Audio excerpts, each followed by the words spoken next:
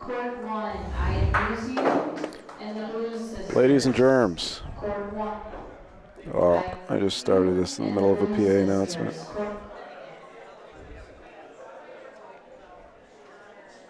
I don't know if she's done yet.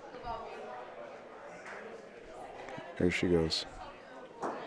We're running ahead of schedule, so don't go far. We're running ahead of schedule. We're ahead of schedule. Wow.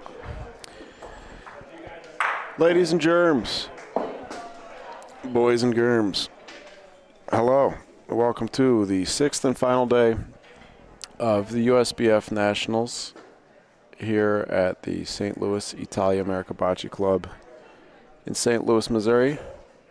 I'm Mike Showdown, and you are watching the BBN.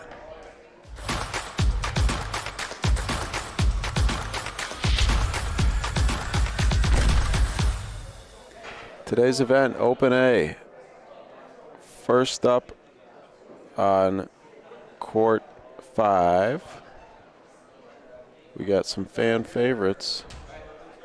I'm not sure what Al's team's name here. It must be Talia STL. We got ABC 606 versus Italia STL.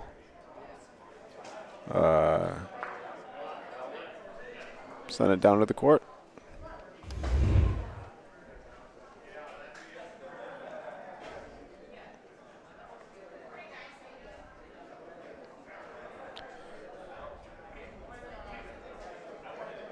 Get my camera set and we'll figure out what's going on here. So, of course, ABC 606 in the black there, representing Chicago, Illinois. Talia STL, I suppose representing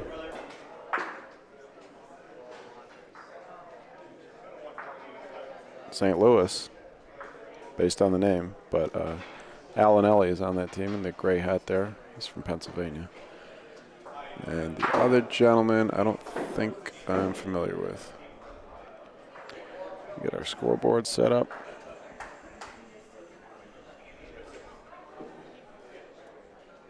We are playing with a 55-minute clock today. And the score is 3-1 in favor of ABC. ABC.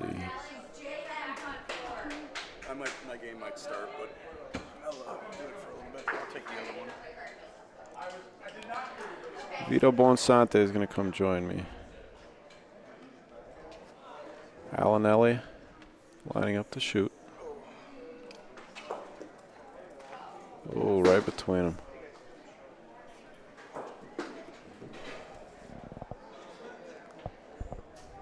Morning, Vito. Good morning, everyone. How you feeling?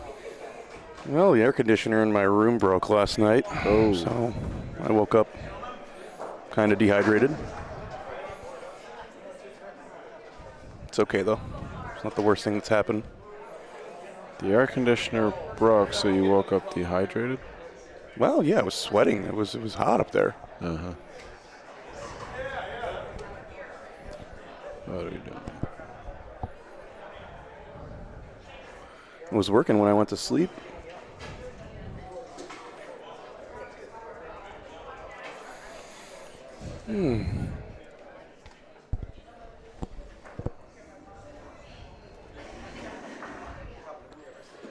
Okay, our scoreboard set.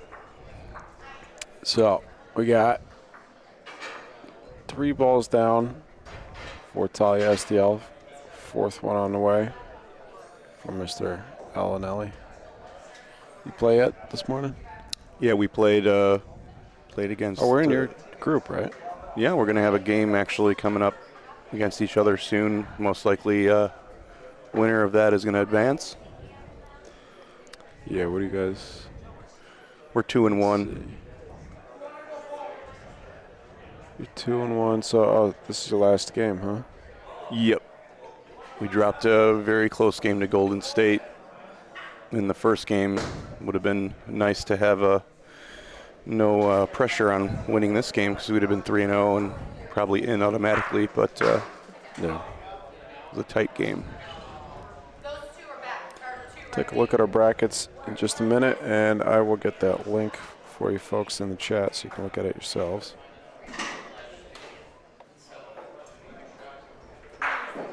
Jesse Morris.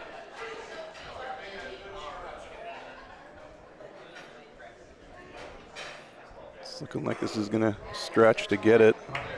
Great ball, Jesse. How do you say Billy's last name? Stripik? I believe it's Stripik. Another great bocce mustache. There's two good mustaches on this team. Sergio's got a pretty good one, too. Yeah. Well, Sergio's is, does that qualify as a mustache if it's, I mean, if he also has the beard? Yeah, that's a mustache. I'm sorry. Fair enough. I feel like if it was a mustache competition, he'd be in a different division, though. Possibly.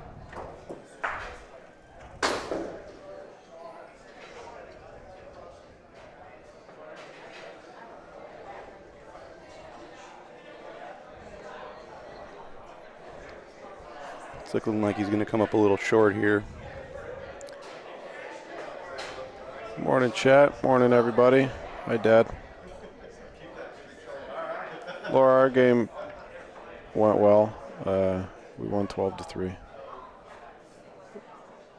We are 2-0 right now.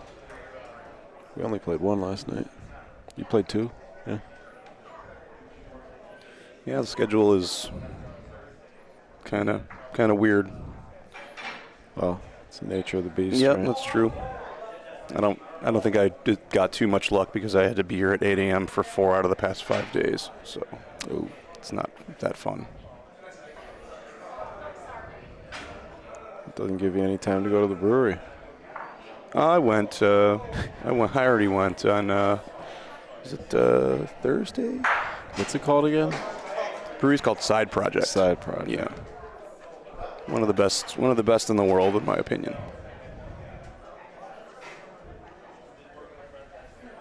St. Louis is very well known for its beer. Lots of good breweries here.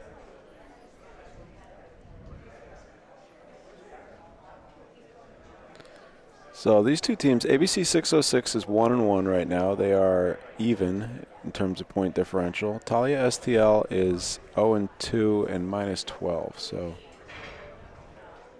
Talia needs to win this game and the next one, and they need a little bit of good fortune. They have a long, what's the word? Long road ahead of them, something like that. If ABC 606 can pull this off. Are they in a bracket of 5? I think, yeah.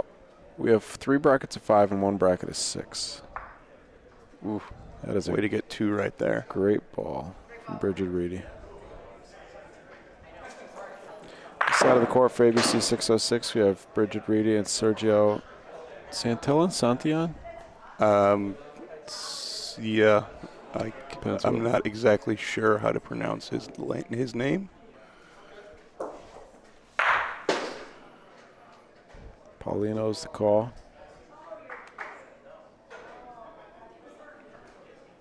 It's an aggressive move. Got it. We got it. What a shot. It's a good idea with an extra ball.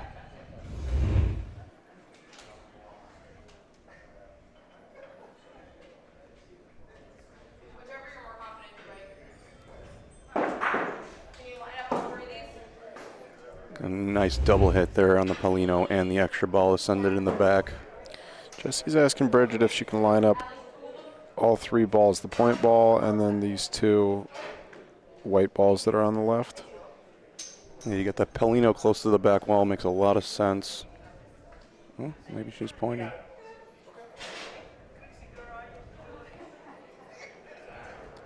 Morning, Don John. It is early. Oh, no, I keep forgetting. Oh, no, it's still early. keep thinking I'm on New York time, but I'm not. But still, it's, what is it, 7 a.m. in California?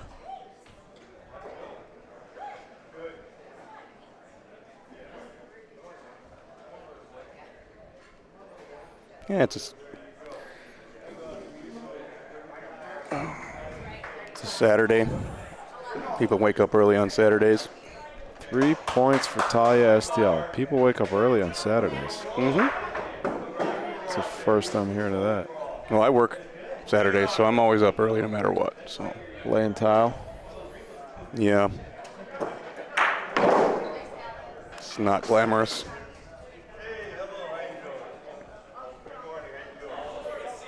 On Saturdays, really? You work in, like, residential? I do some residential, Usually. smaller commercial stuff, but mostly residential.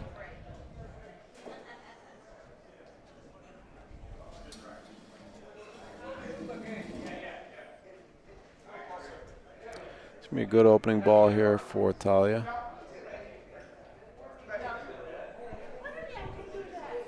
It's in front. It is in front. Kind of covered that line pretty well. Jesse's going to try the outside.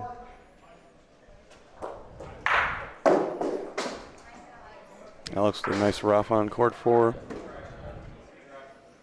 John, you work Saturdays? I guess I'm working Saturday too, aren't I? You technically are, yeah. Although I take this over anything else.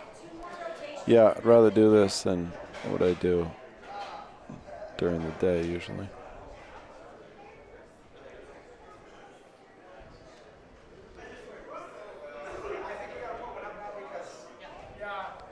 Second ball for Jesse. She's got this line down pretty well if she can get past her front ball, but It's coming up short. It's a big round by Talia STL. Get those 3 in the round before. Bring this back to a game. yeah. Billy Stripek. No lead is safe. This ball. Oh, looks steamy. Yeah, it's moving. It's going to go beyond our camera frame. There it goes.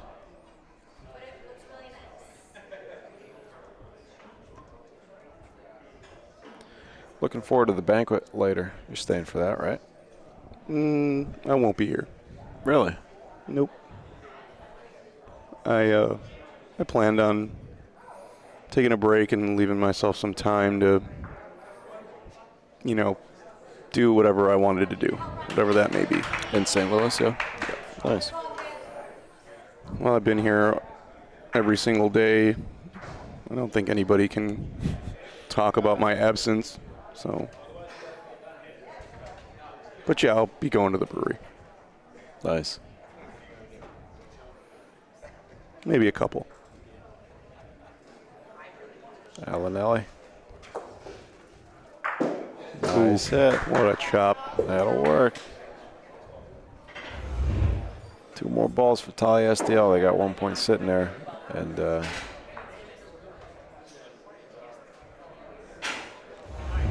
couple of not so great frames from ABC 606. ABC 606, like I said, they're 1-1. If they could win this game, they'd be looking good with one game left to go. But if they drop this game, that really puts them in a tough spot.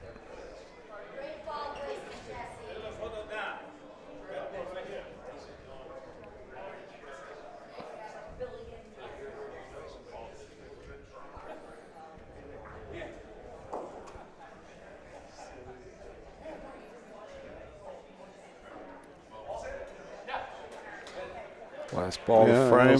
I was putting this one in there. Look at this. Putting that on the board. They took the lead.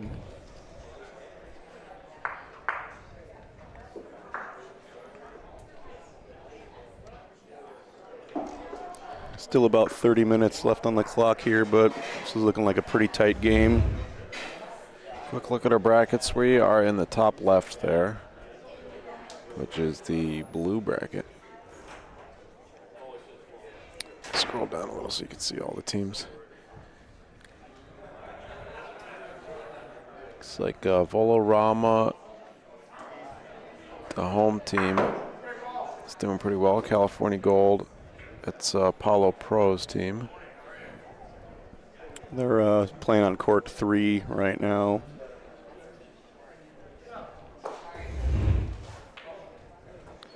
Paulino shot from Bridget Reedy.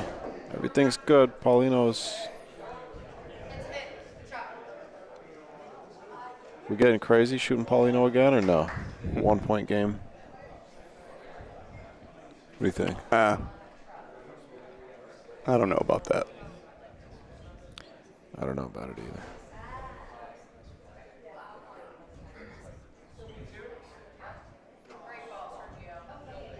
Oh, I meant to post the link in the chat. I got sidetracked.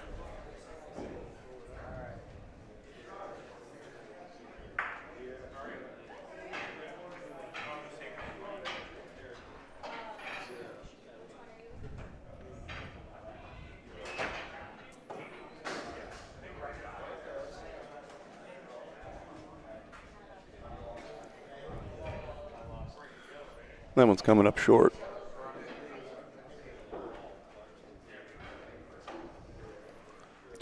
Here's the standings for you.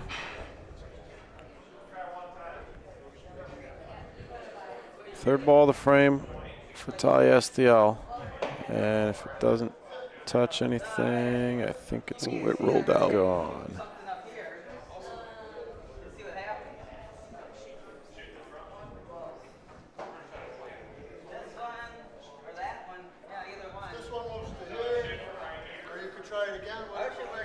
Yeah, we got a real good matchup going on in court 4.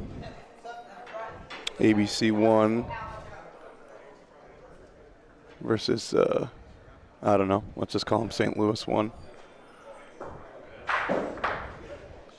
Got Della Croce's, Nick Emo, Therese Pasaglia.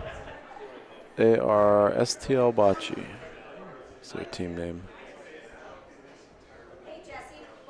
They are STL Bocce is 2-1 on that court, so is ABC 1. Yep, this is going to be a big game. Winner of that's going to move on.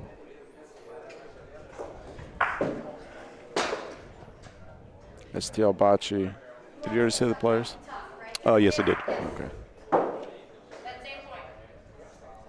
Yeah, we'll try and keep an eye on that. The score over there is 1-0 right now. That game just started. It's early.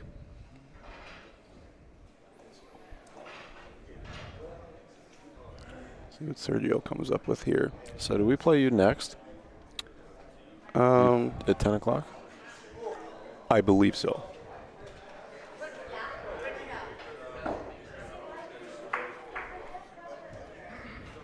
Nice ball there from Sergio. Last ball of the frame for Bridget.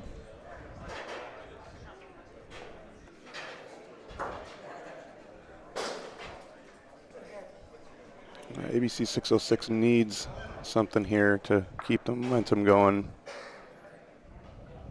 It looks like 2 to me. Well, it's a big frame for them.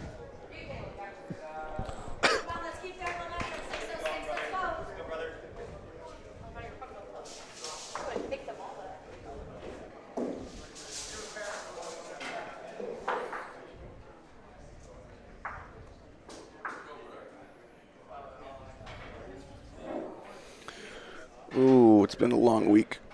It has. I woke up this morning just like,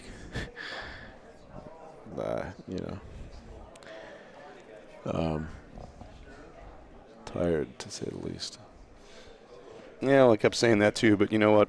I signed up for this, so get what you agree to. That's right. I've enjoyed it. Well, I've definitely enjoyed it. Beautiful I live club for this. here. Yeah, beautiful club, great people. Very nice neighborhood. Walked over to a restaurant a couple blocks away last night.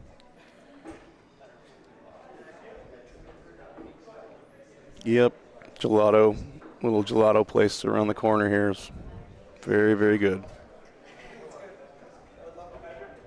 Gelato place. Mm-hmm. You know what I haven't had in a while? Is pistachio gelato. They have it there. Really? Yep. What's it called? Let me look it up real quick.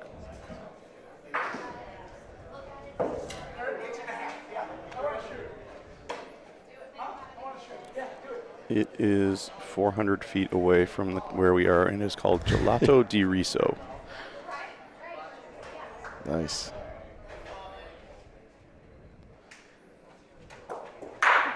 Thank you, John. Thanks, Kevin.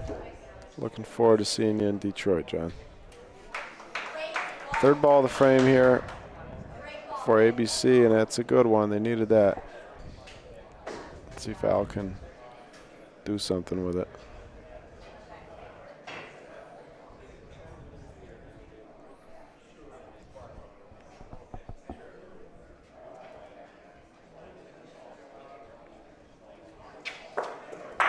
Oh. Hit the decoy. I got the main one out of there somewhere. That is open bocce. That it is. At least we don't have to wait 4 minutes for them to reset all the balls. Yeah, that's true. It wouldn't take me 4 minutes, though. No, it wouldn't. Not you, Vito. Yeah, refereeing is tougher than it looks. There's a lot that goes into it. Lots of little tricks in my head that I make up to try to make things easier.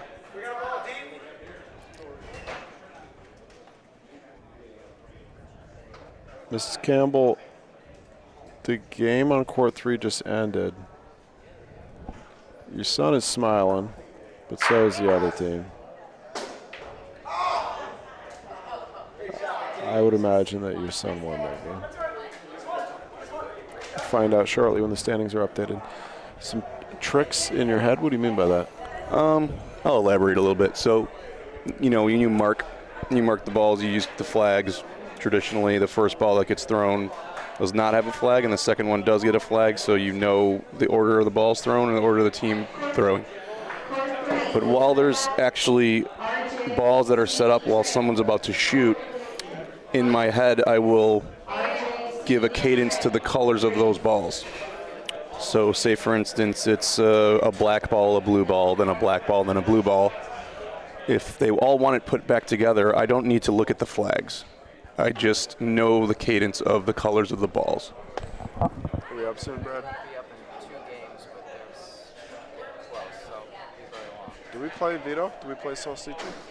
We do? Okay. Not sure who we play next. No, I mean, this game, is it against Vito? It is, I believe, the 10 o'clock game. It's my last game, so it's gotta be you. So. Yeah. So yeah, if you can understand what I'm saying about just kind of putting those balls back, because it is you think that it's easy, you know, and in your head it kind of, you know, can become mush while you're refereeing, because refereeing is a lot harder than playing, in my opinion. But yeah, so if something needs to get put back, I just know the order of those balls, and it just happens real fast. Like little things like that, because it can get a little confusing even with your marks, but especially challenging, very challenging here, because the marks were really not being removed that easily. Mm-hmm. This court is very gritty, and the chalk is really not. It doesn't remove quickly. Over at our courts at Highwood, we got sand, so those marks disappear very easily. You're not really getting very confused. But I did referee a game that had both the exact same colored blue balls. It was Milan and Brad. And Brad's just had a little square on them, and Milan's had a little pattern on them, but they were the same exact color. Did you invoke the flip a coin rule? I did not invoke the rule. It would have been fun to, but actually the rule is that the winner actually has to change out their balls instead of the loser. Mm-hmm. But no, I was comfortable doing it. But yeah, it can be very tough to ref. It's taken me a long time getting comfortable with the rules and knowing everything, and Most of the time that I have been these long tournaments, and started refereeing in 2017, and then shortly after that we hosted the Women's Pan American Games At Highwood. At Highwood, and I had to referee that too, and that was definitely a big learning experience.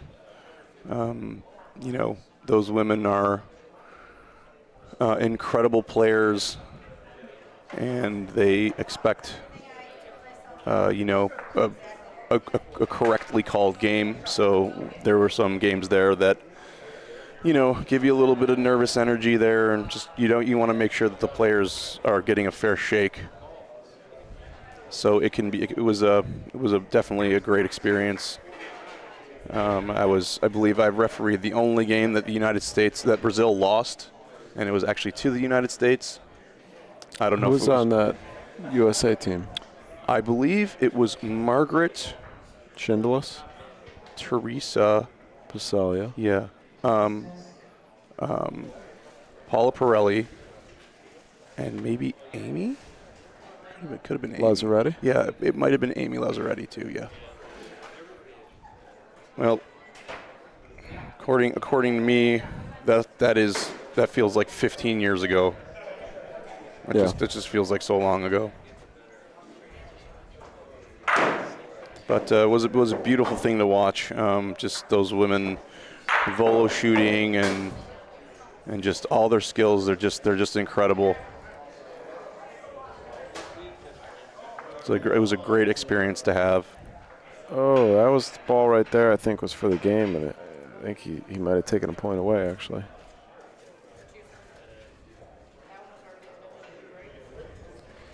At least two here. Al says 3. Wow, could have won the game on that one.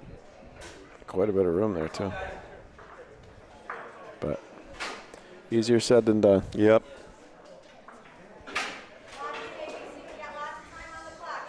These courts are large, wide, long. Not very easy place to play. Yeah. Talia STL just needs one more. We still got probably time for 3 frames left in this game. ABC certainly has a shot. Just gotta win this one, obviously.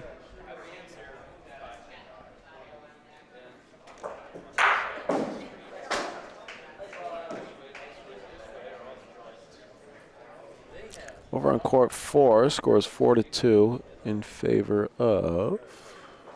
Well, it looks like St. Louis has a set of blue and orange balls. I'd assume that they're blue. Not quite sure. They're wearing blue jerseys. Yeah, they're wearing blue jerseys. They got half blue. Blue is losing. Their colors. So we'll try and keep track of who rolls out the next Paulino, but could be 42 ABC. And of course, it could be 42 STL. I'm not sure. Jesse Morris.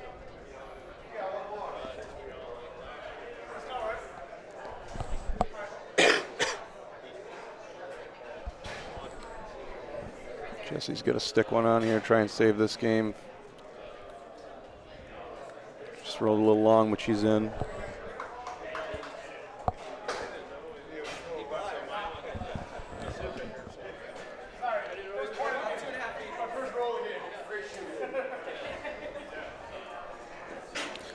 Picking up the balls. All right, we'll see what happens here. I think ABC got a point here, so see where they move the scoreboard to. It is definitely them. They are up 5-2.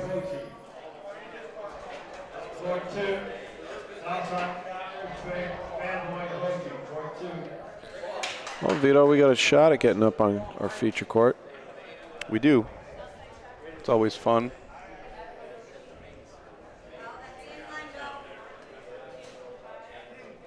I think you've your work here with the Bocce Broadcast Network has definitely most likely brought on a lot of performance anxiety for a lot of people.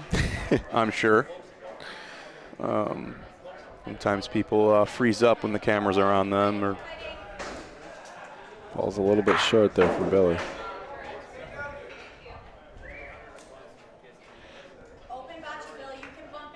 Do you find that it affects your game? it did early on. Everyone's a little nervous. Kind of find a way to Billy's just go to shaking work. Sorry. Go ahead. Sorry to interrupt you. Billy's shaking his head there. If this doesn't make it, the game is over. Oh, we might get a little nice roll. It might be short, though. This could be game. They're The shaking. finger wag. Talia STL. 12-7 over ABC. What were you saying, Vito? I was just talking about, while you're playing, getting rid of that, nervous energy and stuff like that. Of course, early on, you don't really have much experience to bank on, and now it's just kind of like I'm going to work. This is just something that I've done for a long time now, and when that game starts, it's just, you get unlucky, you just got to shake it off. You hit a good shot, you got to stay inside. You can't get too high or too low. You got to kind of be in the middle and just make sure to be ready for the next shot and just Core 5. Wonderful. wonderful. We'll get to have fun against each other here. So That's right. Good luck, Vito. we got somebody to take over here. Yeah, I'll ask Jesse and Bridget to come help us out here. Yep, I'm gonna get ready. The broadcaster showdown. Broadcaster showdown. This is gonna be fun. It's gonna be great. I think it's a win and you're in type situation. I think so too. Well, folks, Thanks, Brad. I'll see you on the court. Yep. If you're not subscribed to the BBM, please subscribe. Please click that thumbs up under today's video. We're going to go get you a broadcast team. And I will be back after this game. Riverdirch.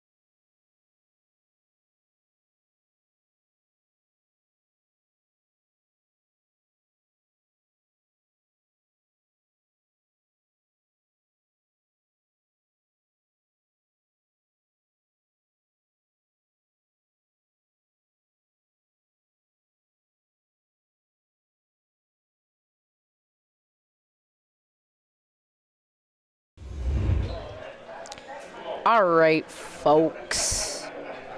We're back. BBN.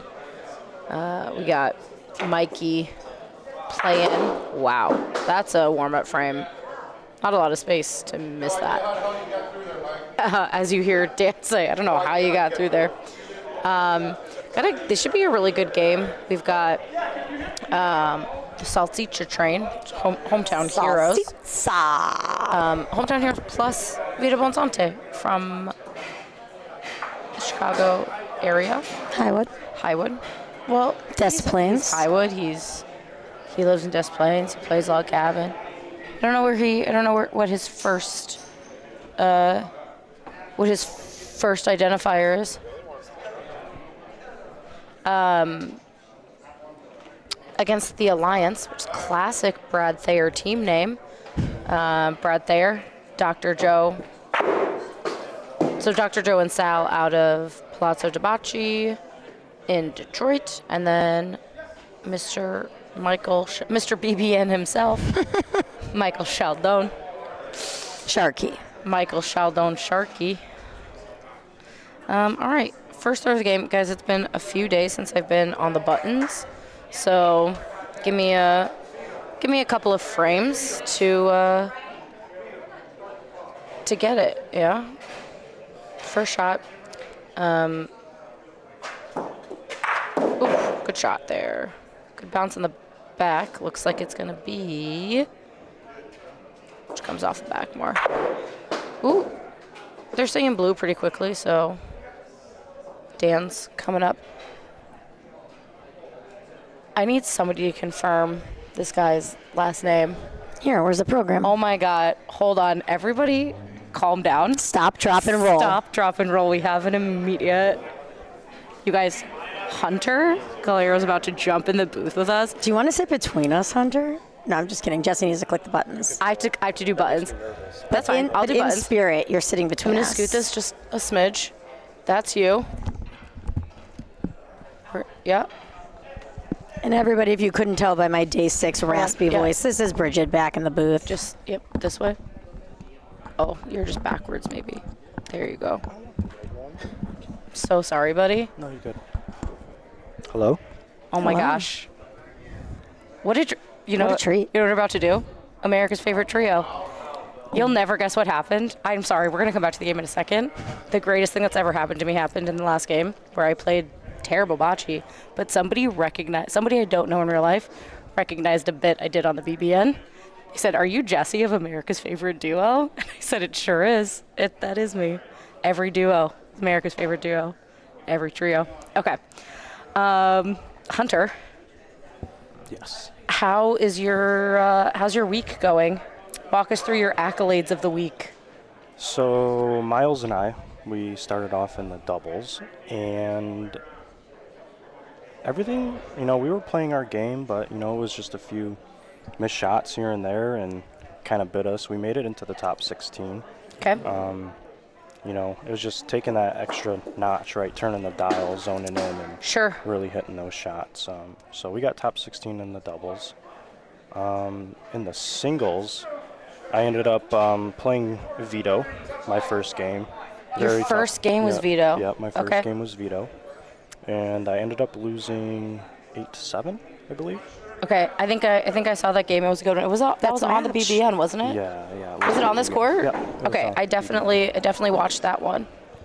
It was a good game. I own up to my mistakes, and I could have played a lot better. We but appreciate a man who can be accountable. A person. We appreciate any person I'm human. who can be accountable. But you know what's kind of superhuman? Huh. Getting 5th in men's precision shooting by only voloing. Solo volo. Yeah. Sorry, if you know, I we are shot. now Hunter's fan girl club. We can't even don't hide out it. us, B. Sorry, I mean we outed ourselves right there. You're Did right. you just you're hear right. us? That's okay. Don't worry about it. Yeah, so since we're on that, Since we're on it. it was funny because I was debating whether to, normally shoot Rafas and Volos, a combination, Yeah. or you can go the fun route and shoot everything Volo. So that's the route I decided to go. Have you medaled in precision shooting in the past? I don't think they had it in 2017. Okay. I know they had it at the North American, but it was kind of like a trial run just to see what would happen. Sure. I don't remember what I placed in that. Okay. I think once you get one gold medal, or once you medal in precision shooting, you think, let's have some fun with it. Yeah. Or after a very Yeah. long week, we'll just volo everything. So yeah, that was the mentality. Just have fun with it and see where it takes me. I'm a pretty decent volo shooter. I've been struggling with Rafas this week, not gonna lie. Yeah. Shooting underhand, backhand. I was Sure. just slightly to the left or slightly to the right, and it's just keeping your arms straight, reaching out, and it just wasn't all there, right? So going back to the singles, I had 3 more games, won all 3, so I got first in my group, and then I played Jim Summers. I won. Jim Summers on the court right now. Yep, played Jim Summers, won that game. Then I played Oscar from California. And you beat Oscar. I beat Oscar. Was that a close one for you, or? That was, Oscar is a great player. Yeah. And there were a few points that he could have rolled in and made, 2 or 3, but he ended up lagging a little bit short. Yeah. And I took advantage of that. Okay. So I ended up beating him. I think the score was like 9-4 Okay. because of the frames. And then I played Anthony. That was a tough battle. Anthony LaBarbera? Yep. Beat Anthony. Yes, and I beat okay. Anthony. And then that got me into the finals match to play Jose.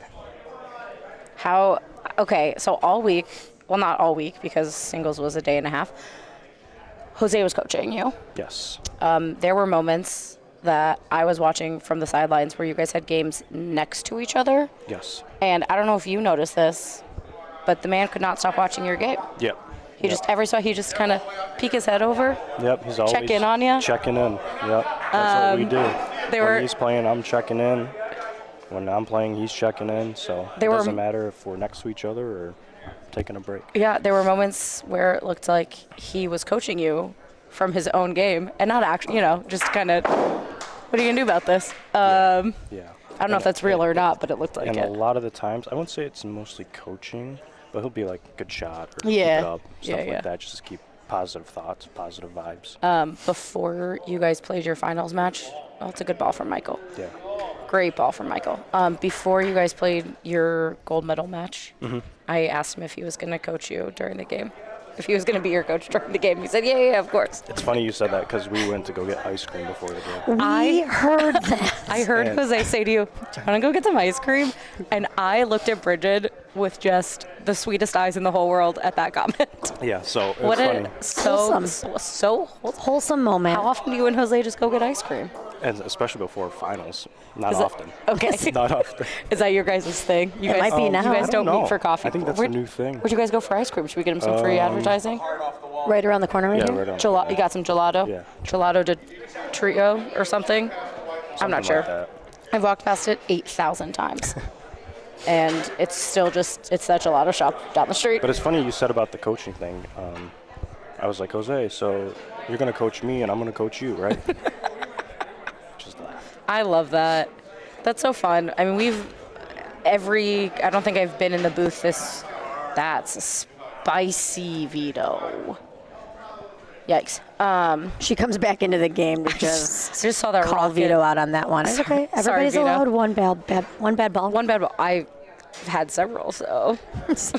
Yeah, we're just gonna, like when you were little and you would like record a VHS. You probably didn't do this. I'm like a decade older than you. But when you recorded over a VHS, I think that's what we should do over our last game. I would like to record over that. Yeah, I had a game recently that I was on the BBN, and I played so badly, and the first thing Michael said to me was, thank goodness the stream wasn't working. And I could have used one of those moments as well. Yeah. And I could have used a little bit of the stream not working in that game. It's been a tough tournament for me. I've played very bad bocce, which is... The question is, how did you adjust from Highwood courts compared to these? So I think that we all kind of have the same, at least I know Bridget and I do, the same like we know what what the throw feels like to center, what it feels like to the first white line, second white line, third white line, and just kind of adjust what that is on a new court. It just wasn't working for me in this tournament. We'll just every nationals can't be a good nationals. No. Hey, you learn If from they're your all good, mistakes, none of right? them are good. Yeah, you learn from your mistakes and you move on. Yep. Right? Yep. Can't hold on to it. Yeah, I've loved playing on these courts. This is day 6 of me playing, and I think I, no joke, have played 80% of my games across 5 formats on court 2. Yeah. So me and court 2, best friends. That court I have down. Too bad I can't come back for the Aldo, but yeah, it's a beautiful venue, beautiful facility, beautiful courts. So for my second nationals ever, I'm pretty dang proud of myself for how I showed up this week. So I wasn't perfect, but I played to my ability level, and I didn't drop below that, and that was kind of my expectation or goal coming into this was, just go. And I said, I just want one medal. And you know what I did? I got one medal. She did it. Nice. She did it. So far, I mean, who knows? We could win Open. We still mathematically have a chance at winning the Open. Looks like on court 4, the ABC1 game versus IABC game just ended. It looks to me like IABC won that one.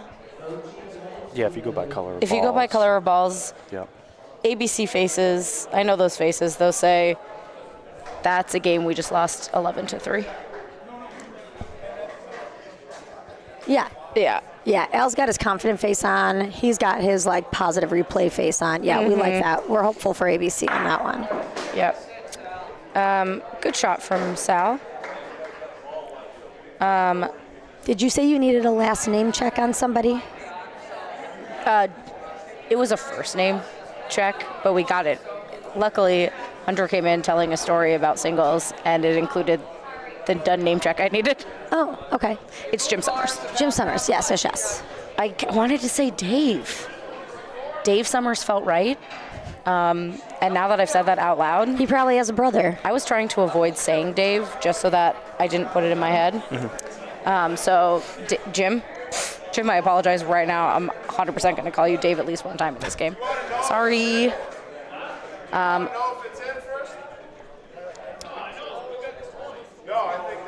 Yeah, this game's going to be a battle. I think it is too. There's a couple of just combo teams here. Well, I guess Vito is the only non-St. Louis. St. Louis. We all What do know we what want to you go mean. with? We all know what you Thank mean. you so much. Yep. I'm going to move on. Yep. Person on this team, but this alliance conglomerate of Brad Thayer out of, I guess Brad and Michael out of New York, but very different spots in New York. And then Sal and Dr. Joe out of your home. That's the wrong camera. It's a good ball. I'm not sure what the answer was on which one was in before then. We'll find out We'll find out in a moment. Hunter, how often do you play with Sal and Dr. Joe? Recently, prepping for nationals, I would say we were a month away from nationals, and we'd always text each other and say, hey, let's meet up Palazzo and go practice. And obviously we'd get Jose, myself, Sal, Dr. Joe. And it's always nice playing against other people, right, instead of practicing by yourself. Oh, absolutely. I know we tried to focus on playing some games to 8 frames, but we would do doubles. We did try to do the singles, but that didn't work out. We just had more fun playing the doubles, so we just kept it as that. Nice. That's a heck of a training team. And that's that's what It's kind of what we the have. Highwood ABC crew do. That's how we prepared. Sunday mornings, we had Every Sunday. Donko Dickey, Rob Schroeder did a great job of organizing PRV practice in the morning.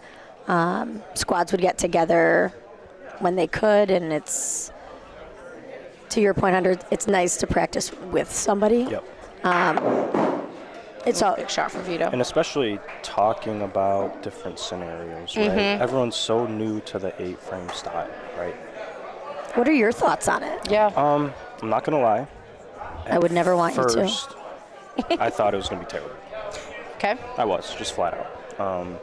But then as you start playing, get the groove of things and take everything under control, it's not bad at the end of the day. You just can't give up a lot of points early on. That's the key thing. Yeah, absolutely. If you're down 5 or 6-0 in the first 2 to 3 frames, Yeah. it's very hard. It's hard to climb out of that. Yeah. I like playing the 8 frames. As a fan, I wanted some of those games that ended at 8 frames to go. I wanted to see more of that game. That's a good shot. You wanted a second helping, I wanted a second help in a bocce. Could have used 8 more frames on a couple of those games. Still could have not made it all the way to 12. There's plenty of games that could have been easily more than 16 frames. We played, 270-something games before Open started between mixed women's, men's, doubles, and singles. I think if I counted all of them, it was about 270 games, including bracket play and championships. I would put the over-under at games that made it to 12 to 7. Yeah. Yeah. Yep. Yeah. In all fairness, I think they should just take the 12 points out of it, to be honest with you. You play 8 frames, and that's it. Whoever comes out on top, comes out on top.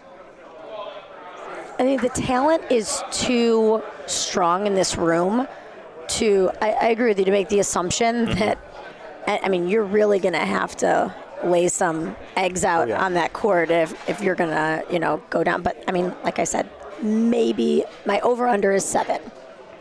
Yeah. I think 7's the number. I don't even think can't pick an over or an under. Yeah, I like it. What can you get to in 8 frames? Yep. It's a good point. I like that. And I know Jesse and I disagree on this one. I'm going to tell you what Alex Guerra told me, because he knows, and anybody that knows Bridget well knows she loves a game within a game. And, yeah. And so we were practicing up at Highwood a few weeks ago, and Alex goes, if I told you my theory about 16 balls, and I was like, this could go a lot of ways. It could go so many ways. But he goes, in a doubles format, there are 8 frames. You will roll 16 balls. And you can tell pretty much if you have control of the game, if you rate each of your balls. Is it a good ball or is it a bad ball? And once he put that thought in my mind, every ball, I had a ball count in my head, and it was, for me, that was really helpful to kind of rate my own balls and play a game within a game. And Jesse's like, I don't want to do that math whatsoever. And I respect that. I hated it. I truly hated it. The day that Alex brought that into my world was the day I played the worst bocce until this week. Yeah. We were up at practice. I'm not gonna lie. I like the concept of it, but you have to take one ball at a time. Yep. If you have a bad ball, yes. you have a bad ball and you move on. Otherwise, it's gonna mess with you mentally. Yeah, we did absolutely. We did a practice game after he told me that, and like it was you. Who else was there? You, me, Alex, and Alex and Mon. So the 4 of us, and we're I throw my first ball. I'm like, okay, cool, 0 for 1. And then we do the next one. I'm like, well, that's 0 for 2. And every time I just couldn't get it out of my head. And I was like, I truly hate that this is a thing that he brought into my life. And I've been trying. Different brains, different bocce brains. And you know who played lights out? Me and Alex. Bridget, yeah, absolutely. No, it ruined me. And I've been trying to get it out of my head ever since. I'm going to blame Alex for my bad bocce this week. He's gonna love hearing that. Accountability to myself. Let me make note. I'm just 10:04. No, Alex actually coached me in singles this year, and he really did great coaching for me. Dr. Joe's feeling something on the court. Must be a stone. I saw that happen during a PRV game the other day. And it happened in our game against the Highwood team. Someone hit a stone. Did you? What? Is it what the did you do? shattered glass from Tom Holloman's precision shooting? Close. What in the game that I saw it happen in, they let that person rethrow that ball, which I thought was wild. Yeah, you don't see that often. No. Whatever happens on the court should. Yep, the Stay. court's the court. Pick it off and move on to the next. Yeah. You're a mathematical human. Do you like the, that number of games or that number of balls and kind of that count, or do you wish you didn't know that? Did you wish you had never heard that? I don't even think about that, to be honest. Yeah, with you. you saying ball by ball? No. Ball by ball. Ball by ball, and that's it. Yep. I do get. But I think there's for people The who way are I play too, I'm trying to think a couple shots ahead, right? trying to what? Think a couple shots ahead, so I know what I'm gonna do. Yep. Right? And I want to play like Hunter when I grow up I appreciate that. in my bocce career. And believe it or not, I've only been playing for 10 years. Well, actually 8 if you take away the 2 years from COVID. Sure. That's quite a trajectory you've had, my friend. Thank you. If Anyone can do it. anyone Anyone can do it. anyone can do it. Everyone can win. I didn't even know what the sport was when I was 16 or 17 when I picked up my first ball. I was 34 years old when I picked up a bocce ball for the first time, and I have not looked back since. Psycho. I wish that she was conveying this more. I wish this was clear that Bridget entered American Bocce Company through one ball and committed the next 2 years of her life to doing legitimately nothing else. And it paid off. I have my 3-year bocce-versary coming up in next month. 3 years. That's nice. We love 3 years. Bet Yeah. you're going to try one here at the Polino. Oh, I would. absolutely. Salini. Let's jump into this game. We got the clock on. I gotta turn that off. Oh, well, why don't we change the clock time? Where's the reset the clock? That's it. It's you know what? I forgot. We should have actually started the clock at some point. There's so many buttons to hit. Okay. So miss there from Sal. Not what he wanted. For all of our 7,000 viewers in the live chat, we're at minute 34. 7,000. Let's not tell them it's really only 76. But No, I 760. applaud all. Ooh, 82. 82. We just jumped up. Big jump. For you being awake and tuned into the BBN at 10 o'clock on your Saturday morning. Little coffee BBN. I need a lot more coffee. Yeah, a significant amount. I've already apologized probably thrice since I've been on here about my day 6 chain smoker voice. Yeah. I heard that. I heard that. I don't smoke, but I do yell a lot, and this is what you get. Somebody called it sultry. I would never use that word, but it made me cackle, and I'm sure it'll make a few of you laugh too. Yeah, we love that. All right, 4-3 for the Salsicha train. I expect that this lead doesn't actually jump too much more. I think Mikey and Brad are gonna play tight 4-2. here. 4-2. Did I say 4-2. Did I say 4-2? You said 4-3. I said 4-3. It's That's 4-2. what I meant. I said Yep. 4-3. Okay. Numbers are hard.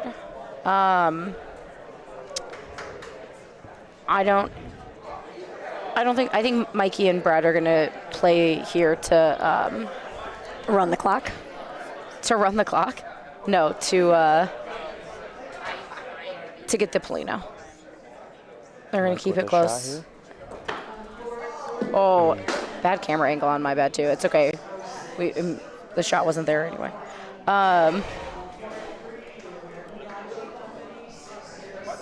All right. We are going to find some relief for Hunter. ABC 606 has a redemption game. Oh, we did gotta we just go get win. called? We did. I missed it. Um, Yeah, we're gonna find some people. we'll be back.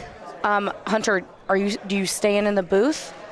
You want to stay in? I can stay in. Hunter wants to stay in. I'm going to find somebody that can click Click the buttons. We're going to put you guys on mute for 1 second. Teach Hunter to click the buttons, and Yeah, we'll divide and conquer here. we'll see y'all soon. All right. Let's see this shot from Michael real quick first. Nice. shot. Attaboy, That's a big Mikey. shot. All right, we're going to mute us.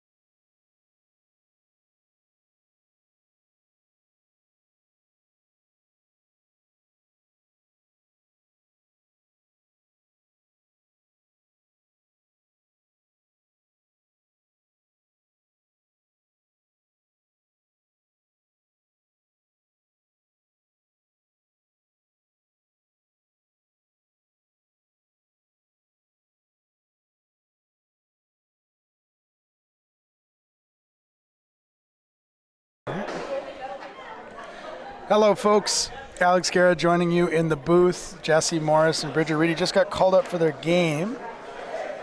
Sitting with Hunter still.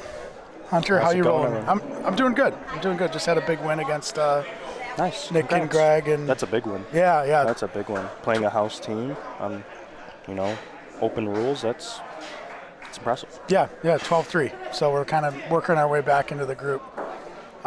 Looks like, actually I haven't seen my bracket yet, but looks like we're holding pretty strong. Nice. Yeah, it's looking like we're second in the green bracket right now. Yeah. All right, so Hunter, you have, was the premiere the first time you rolled with Natalie? It was. Okay. It was. Yep. And this tournament was the first time that I actually partnered up with Miles. Oh, wow. Okay, so you're spreading your bocce wings. Yep. That was the hardest part for me is, it is, I have the honor of, playing with Jason, Jose, right, all the time. And it's like, I need to personally work on opening up, playing with more people, right? That's the hardest part. For sure. And chemistry is a big part of the game, right? Oh, yeah. You can play with need great that players. team And chemistry, right? Doesn't matter if you have two great people, Mm-hmm. right? If the chemistry is not there, it's not there. how is your philosophies, like how does your bocce philosophy line up with your new partners this week, Miles and Natalie? It hasn't changed. Okay. To be honest with you, no. I just told them, when you play at the high level, right, you should be able to point, you should be able to shoot, right, on any given situation. Sure. You might be a little bit more of a pointer, a little bit more of a shooter, but having both of them and not being just one-sided is the route you have to go. Right. So I've been pointing a lot, so I was mostly the leadoff pointer. All right, Sal's shot's going to work out for blue there. Sal's got a nice high release, clearly a PRV player. And you see a lot of PRV players will kind of stay with what they know and they like even in open, where some of the house teams who don't play PRV start pulling out some wall shots and different things like that. Right. In open rules like this tournament, playing the wall shots are crucial, right? Mm-hmm. And it's sometimes difficult for PRV players because we don't generally use the sidewalls. Vito calls that in for the Alliance. So speaking of, your history. You've got a couple familiar faces on the court here, a couple Palazzo de Bocce players. Dr. Joe, right? Here, that's right. half the year, I think. Spends half the year in Michigan. Yes, I think he actually goes to Florida. Yes, and Youngstown, too. Yeah. So he's kind of all over the place. And then Salini, who's been playing, I believe, since the beginning of Palazzo opening, so probably before your time. That's correct. Yep. Yeah. That is correct. See if Sal can make this point.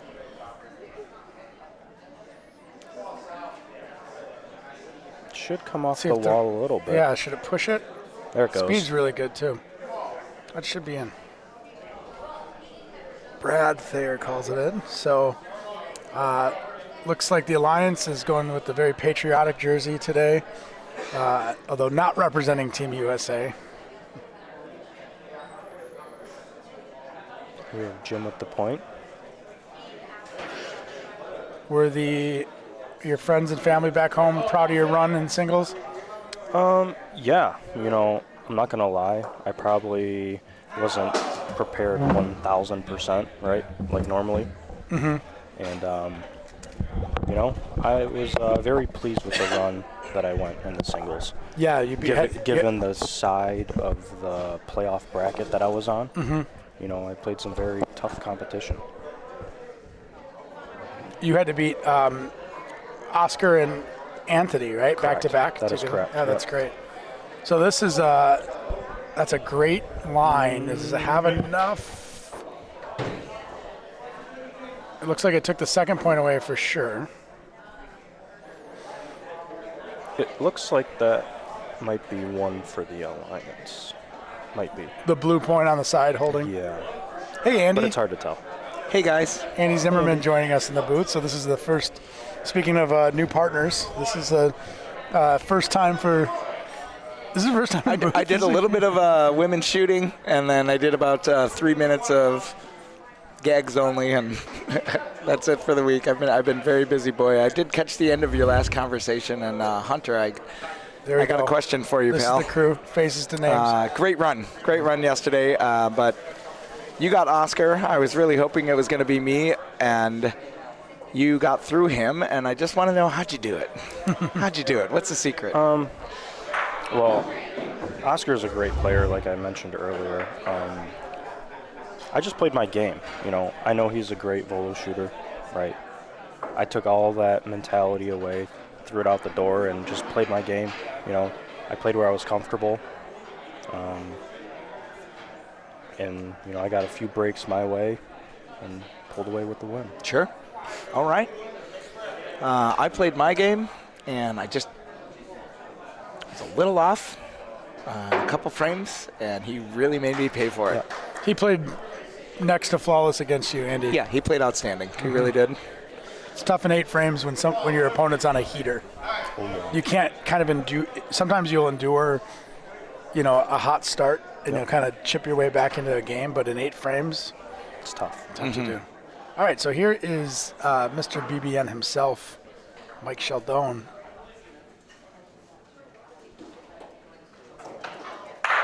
Good shot. Gets it to stick around. Why don't we give him his very own replay here? And this is not a slow-mo. He just slows that arm down a lot when he draws it back. Do you know anyone with a release that slow, Hunter? I don't think so. No. It's kind of like predatory. Like he's stalking his prey. Yeah, very much. All right, that red ball's in. I'm really happy Michael took my notes and changed from the orange shorts because they were really jarring combination with those USA jerseys. There's an open roll. Would have been a secondary yesterday, but today that point is going to hold. And I think they're sitting with 2 now. Vito playing with the St. Louis team this week. Good pickup. Good free agent for Salsicha Train, and he shows it there. And Vito's had a great year playing out with all different kinds of players from around the country. He's really expanding his circle and getting on good teams and contributing. It's fun to watch him out there.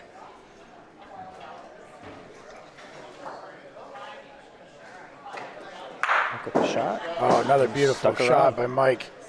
Let's watch that again.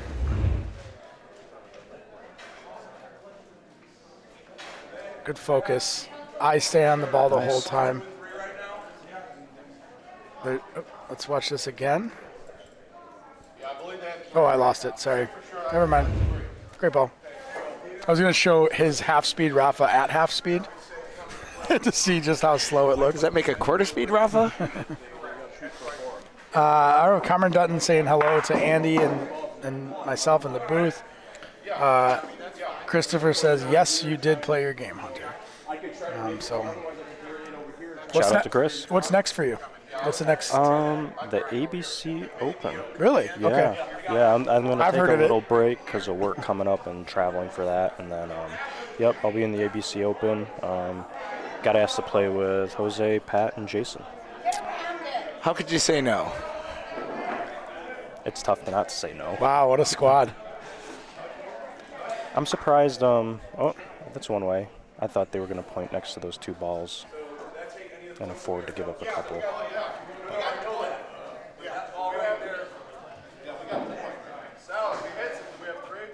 I think the Alliance is a great team name for this matchup here. We got people Mike's calling for a Rafa on point here. Yeah, I mean, Why not? Yeah, that's the call. Brad's a slightly could more be, conservative player, but he likes it too. swing of the game. Guy with the shot. Oh, that is super unlucky. Sometimes That's right. that's going to prove Brad's point of conservatism. And you know, So he hits the Rafa clean, I think. yeah. On the right side, he wanted to chip the left side. Either way, And you're gonna say that's gonna prove the point, but to all the players at home, we always say, do not ever play with results-based strategy. Yeah, of course. You know, just Yep. because you get a bad lie doesn't mean it was a bad call. Right. No, it was good. It was the right play, right? He hits the shot clean, 3 points. I think it was the right call. I think I want to take every shot. I'll give you the wider angle here since it's a shorter Polino. Just switch up the eye level a little bit. Yeah, this looks a little heavy. Maybe not. What do you know?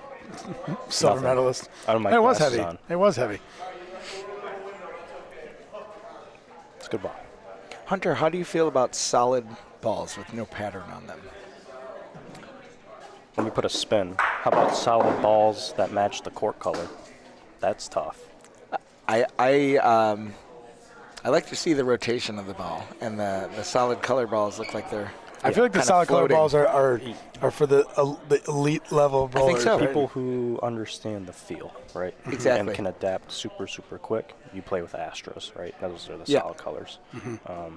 Leo told me that. I had a Astros set, I think year 2 or 3, and they were blue. And they were okay. I like seeing a rotation, right? Yeah, It helps adjust. I do too. Yeah, I'm still growing. 100%. When I first met Leo, he had a black set and a white set, and he said it depends on if it's a light court or a dark court. And he loves the Astros. He said they shoot good, they stick good. And I said you can't see the rotation, and he said exactly what you said. Is I don't need to see the rotation. Shot. And I'm still not nice. there yet, but that was a good shot. by Good Sal. shot by Sal. I don't know why our game clock is stopped. It was never set. Oh, okay. Yeah. It was never. Looks like we got just under 18 minutes left in this All game. right, so let's try something here.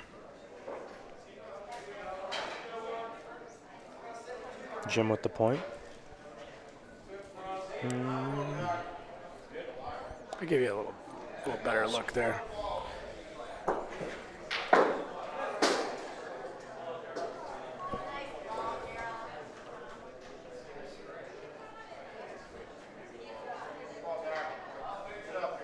I don't know. Add seconds. You see, add minutes. I wonder if you click that. and Oh, type. yeah. So 17. Let's try that. Actually, can you? Yeah. We're gonna try to get the game clock to sync up for you. Yeah, close enough. Yeah.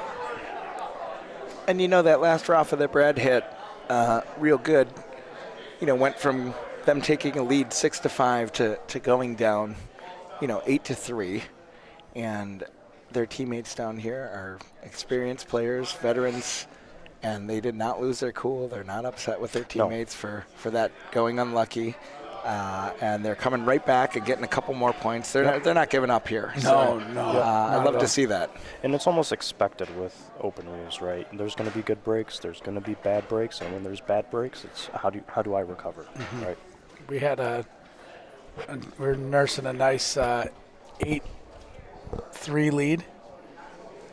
It was 8-3. And late in the game, in our first game today, and Andy and I both decided to take a more aggressive last ball for him, and it worked out terribly. Opened everything up for an easy 4. So then all of a sudden we're 7-8 we're up by 1 point in a game that we had total control of. We had given up 1 point in 3 different frames, and otherwise, it was 8-3. I hit the ball. I did not account for the super ricochet, which kicked our point shot out. Yeah, kind of like Brad's to the right. ball, right? Yeah. And then we fought through. Yeah, we buckled down. Yep, and then finished the game. 1-2-1, I think. Yeah. And or then 1-2-2. The next game, we had a very similar situation where we had a lead against the house team. Here, the De La Croce squad, and both of our teammates said, I like a cover here. We don't want anything going bad. And we ended up giving up 1 point on that frame. And after the frame, Alex and I both said, I like the shot. But we decided not to take it. We learned our lesson, and that was the last point they scored that game. So I don't think Mike did anything. Oh, I got the half speed now. Look at this. Oh, man, here it comes. He looks like an eagle with that shirt on. I don't think there was anything wrong with good straight shot. Just missed. Yeah, exactly. Sometimes you just miss a straight shot, right? Yep. And I noticed with these courts too, because of the sponginess of the court. I don't know if it has to do with the medium grade or whatnot. It's almost like you have to reach out even more, right? Because it hits the sponginess, and you're either going to go left a little bit or right a little bit. Ooh. Yeah. I'm throwing with a little more pop. I'm throwing a little more pop. A little bouncy. I'm throwing my underhand a little softer. The stick shot, I'm throwing pretty hard and very low. See, if he doesn't line up that point on the left. No D-line.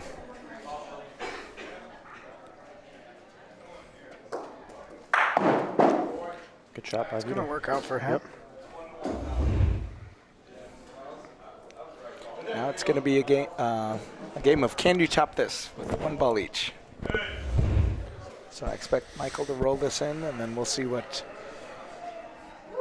young Luke has. So Luke, the tall fellow on Yes. Solsicha, he's a new recruit.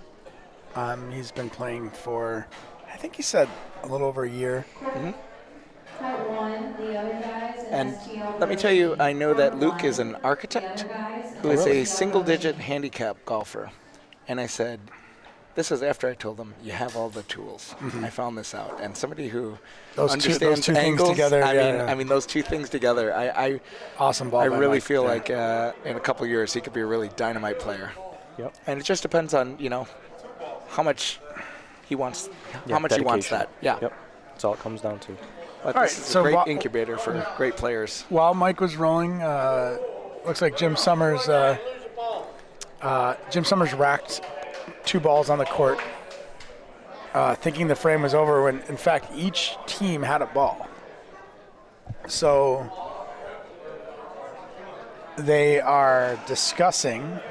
So far, we've seen this rule enforced, which means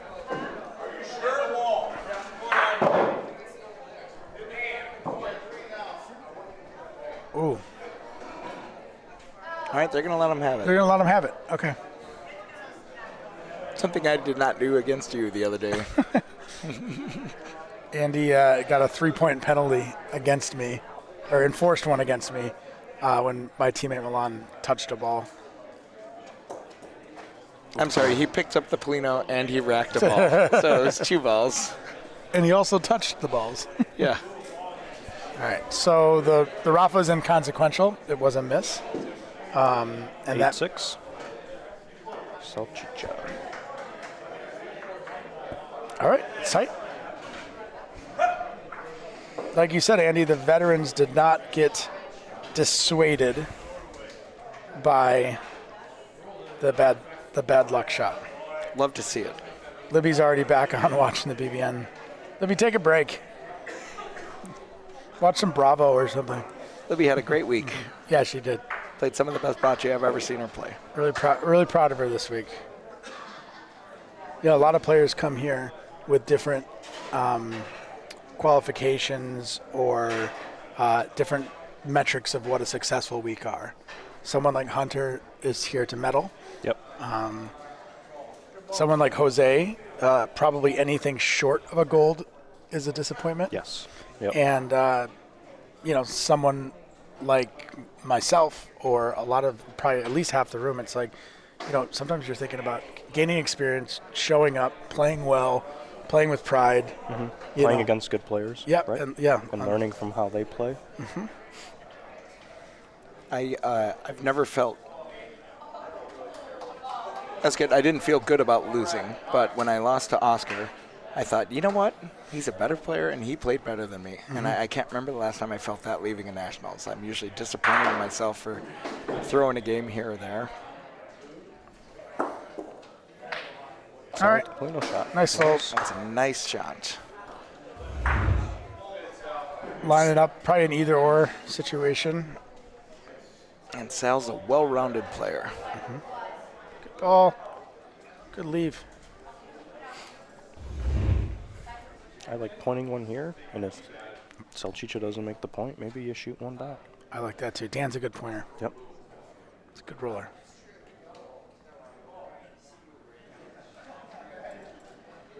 This looks a little heavy.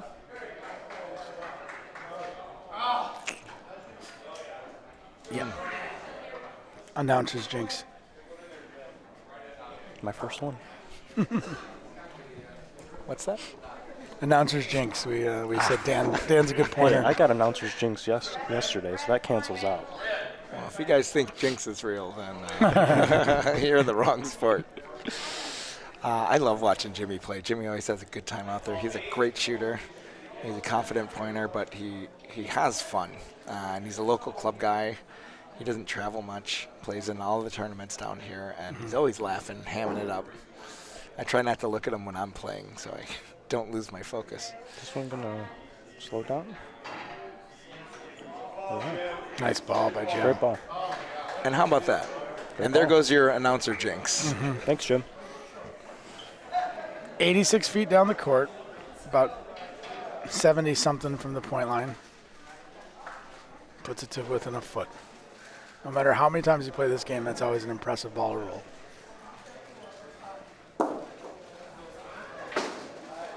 What a sneaky shot. Sal's shooting well. Yeah. I love the pace of his shot. Mm-hmm. We have so many players that shoot the ball so hard, myself included. I'll end up throwing the ball hard just to get my line straight. And if you've got that mechanic right, you don't need the velocity. Well, we just got called, so... Oh, is that right? Yeah, we're going to have to... Good luck to you both. Thank you very much, Hunter. Thank you. Let's see if I can find a friend for you in the booth. Okay. Yeah, Drago's already taken the score sheet. There's no way we're moving this game. All right.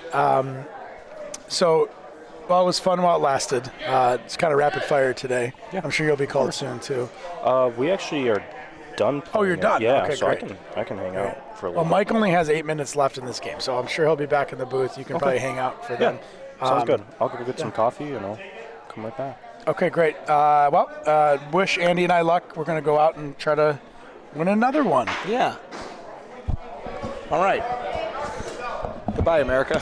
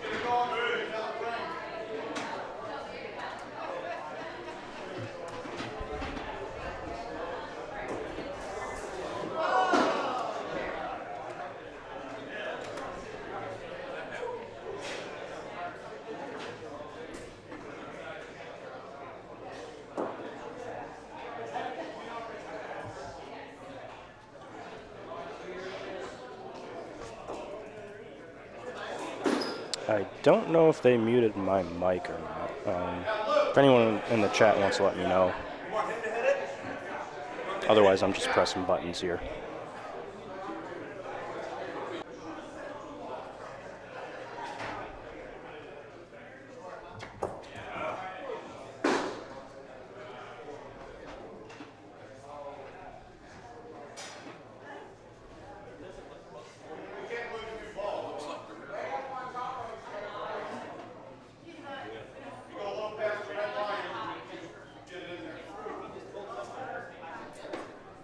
Oh, you can hear me? Sweet. So sweet. Arvido with the point. Looks a little bit heavy.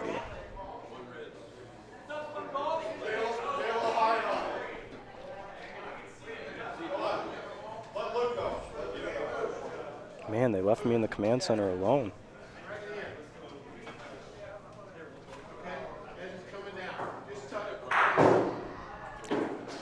Luke's going to see if he can point this in.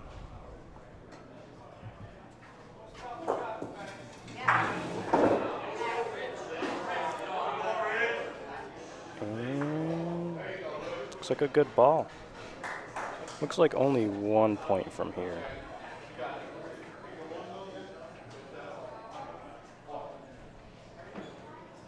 Sal's calling for a shot.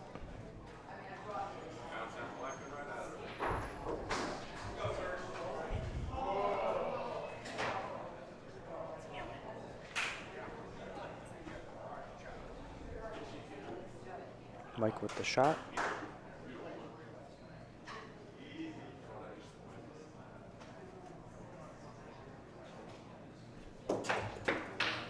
Oh, let's see. Good shot by Mike.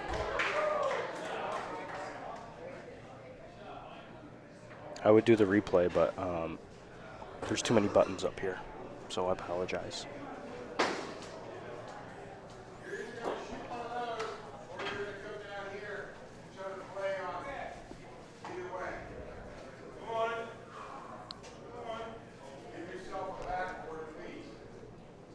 Looks like Vito is just going to point.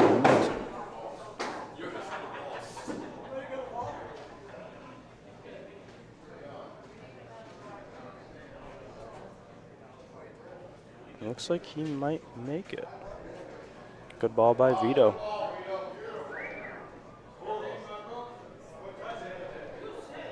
Lions with 2 balls left. Expecting a shot here from Mike. Libby says, how's your arm after your 120 volos yesterday? My arms are good. It's more my legs, to be honest with you. They're a little bit tight. The shot. Good shot by Mike. I don't think it was enough. They're saying yes. Oh, he made the point. Great shot.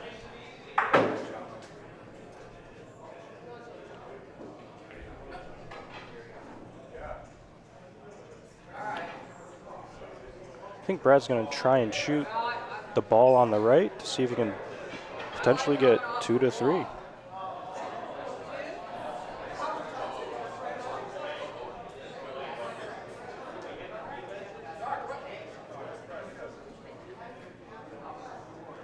Oh, maybe not. He's just going to go in for a point. Can't be short on this. And it looks like 1 point for the Alliance. 8-8.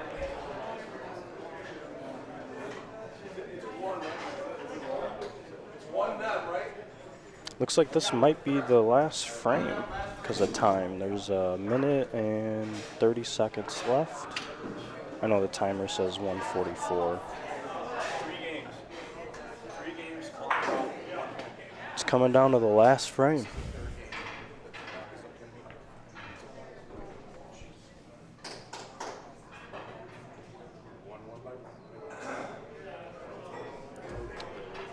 Doc with the point. Great ball, Doc. That's a good first ball by Doc.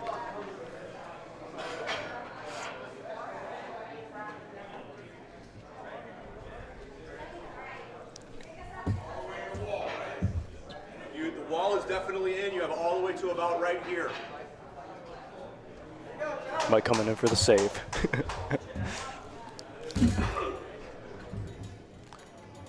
Looks like they're gonna go for point.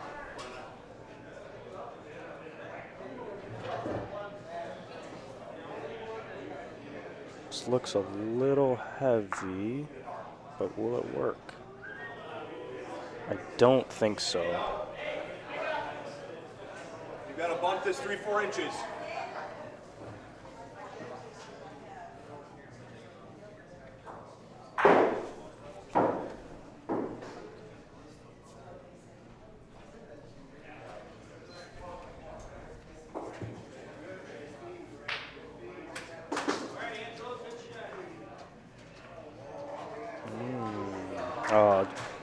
Bad break. It's a good try. I think Jim might shoot this. Can you come off the wall and?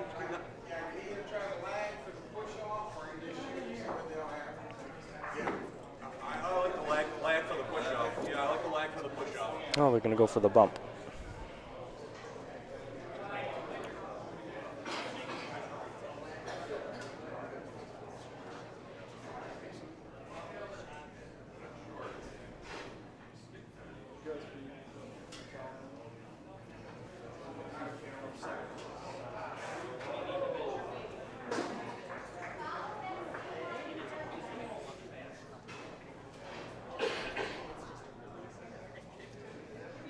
Jim with the point. Let's see, will he be able to slightly tap this? It looks a little short. You gotta get it there. All right, Salchicha Train is down to their last ball. Alliance has 3 left.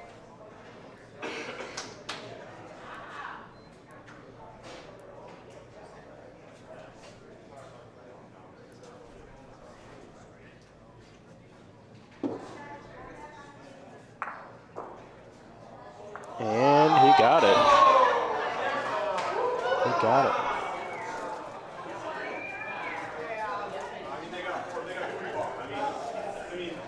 What a great ball by Jim.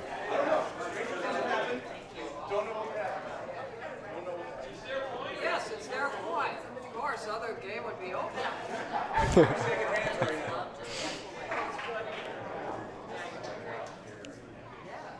Sal's coming in with the shot.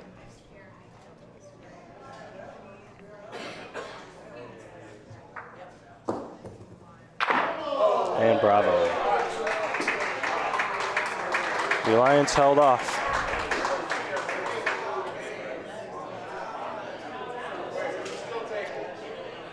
Hold on 1 second. You can. Points? You can. Hold on.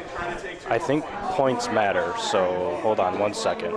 They might give it to them, I don't know.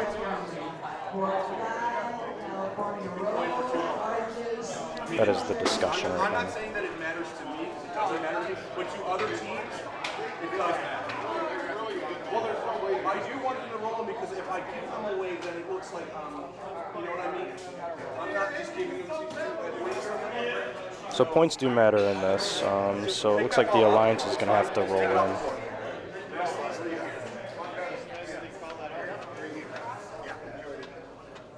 Just roll them. Good. And all they have to do is beat that cluster of balls. Just pass these I'm not just giving them away because it looks bad to other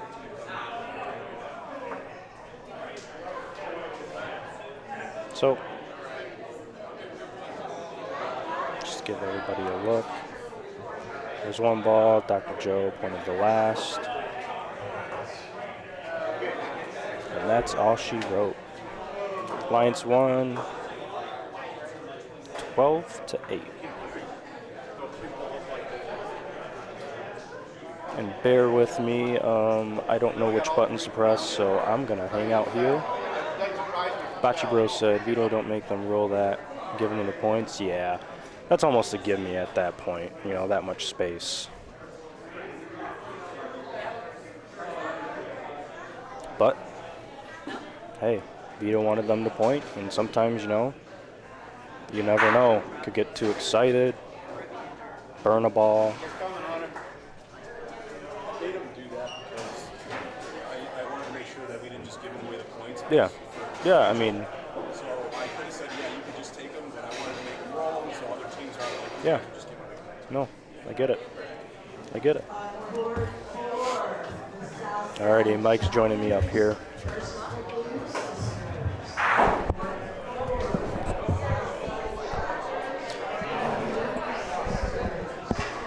Good win there, Mike. Thanks, Hunter. Congrats. Thanks for holding down the booth. Of course.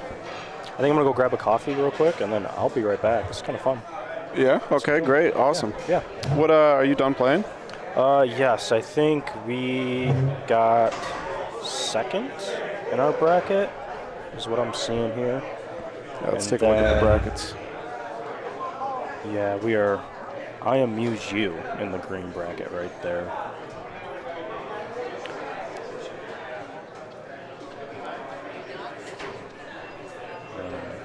Where are you? We're right over here. Green bracket? I amuse We you? lost to Highwood 7 this morning. Too many big frames. You know, there was a frame, we were down 4-0 off the rip. Then we got it to 4-3. It was just one of those games where we got a couple, gave up a lot, and then we just couldn't pull away. But it's okay. Is that which one of these? The white bracket's the one with 6 teams? Yeah. RJCV train, ABC1 looking pretty good there. You guys look good. Highwood. It's like you and Highwood will be advancing. Unless Bad Boy Bocce, but you beat them head to head. What's the first tiebreaker? Do we know? I do not know. I think it just goes right down the list. You do wins, losses. If there's a tie, they go right to points 4. I think. But is head to head? I don't know if that plays a role in this or not. I just assume it goes by wins and losses, and if there's a tie at points 4, then it goes to points differential. Well, you guys are in we should be good okay. position anyways, unless Bad Boy wins by 10 points. In which case, it'll come down to those tiebreakers, but you beat them, so you should advance. Yeah. Top, Bolorama 3-0 now. California Gold, Paul Pro, Ben Campbell, Manny Romo, and Gerald Gilligan. Looks like that game is 5-4. They're playing ABC 606 right now. And the Alliance, 3-0. Good job. Our next game will be for the division. Not sure Yeah, you play how much of a difference that makes. Golden State. Obviously you want to win the group, right? And it's always a good feeling to win the group, and then it gets you a better seeding as well.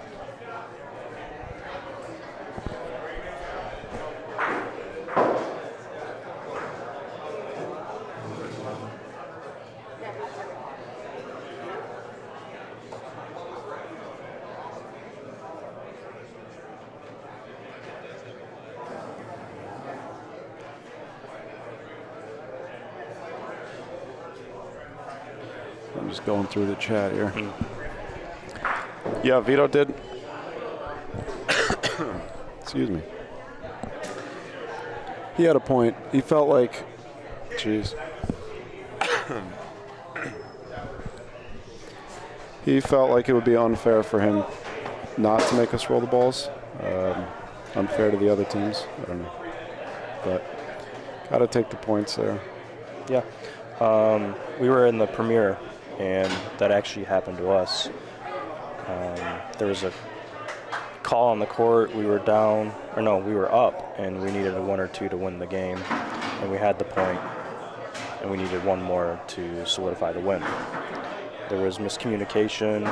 Someone said, oh, yeah, go ahead, we'll give you the points. And then as we rolled, we ended up burning the ball, and they changed their mind. So instead of avoiding the argument, we just said, that's fine. And we just took the 1 point. So there are some occasions where that can happen, and you get a little excited, and you just burn a ball. Yeah. Wait, what happened? came They down didn't? at the premiere, yeah, in the finals of the secondary tournament. Is that against Natalia Brad? and I against Brad and Doc, yeah. Originally, they had spoken and said, yeah, we'll give you the 2. And as Natalia, kind of just plopped it down the court, there was, oh, hey, we want you to roll.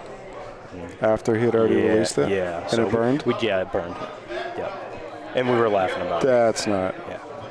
Well, Hey. it didn't matter, right? It did matter. It did matter? Yeah, it did matter. Yep. So we had to keep playing. Instead of avoiding the argument, we just said, we'll live with the burn ball and just laugh it off. Yeah. And you won anyways? Yeah, we won. Yeah. That's, You don't see that often, but well, if they told you yeah. that they were giving you the points, then Yeah. well, It's all right. No worries. Pete Russo, how you doing, Pete? I see the Bocce Bro said something. He said, great commentary and great playing this week. Hope to see you in Ohio soon. Oh, thank you. Appreciate it. I'm assuming that's Dante. It was great playing against you. Keep it up, man. I'd like to see you in more PRV tournaments in the future, and I will do my best to make it to Lorenzino's and Molisani when I can. Would you ever play on our Stone Dust courts? I think I'm spoiled with synthetic, right? It's very, very hard for me to play on dirt courts. Not gonna lie. I practice on synthetic. We don't have very many dirt courts near us. Mm-hmm. Sylvan Lake is probably 15, 20 minutes away-ish, maybe half an hour. But I'm not a member there or anything. I don't just show up. So Yeah, it's a different game. it is a different game. I think for the better, practicing on synthetic and polishing up your skills that way is always the route to go. Yeah, it's a tough. We don't have synthetics anywhere near us. A couple hours. We got one synthetic facility in New York. Excuse me. And that's it's at Central New York, out by Syracuse. It's a couple hours from us. The Waterside Club there. So. And those are short courts, right? Yeah, those are 60-foot courts. So those are similar to Molisani. Yeah, I'm assuming. Molisani's a little bit longer, but yeah. So coming out here and playing on these courts, you can imagine it's the same. It's tough. It's yeah. But these courts are a lot of fun to play on. I can imagine. I don't know. I wonder which is more difficult, but being used to stone dust and coming and playing on synthetics, or being used to synthetics and coming and playing on stone dust. I think they probably both have their challenges. Yeah. I would lean more towards if you play on synthetic and go to stone courts, it's a lot more difficult. Yeah. It's easier to adjust. Synthetic, in general, synthetic courts are more true. Sometimes, some of them though, they're like super fast. Those can be. Right. It took me a lot of tournaments, and is this live? Or is this warm-ups? I think this is the first frame here.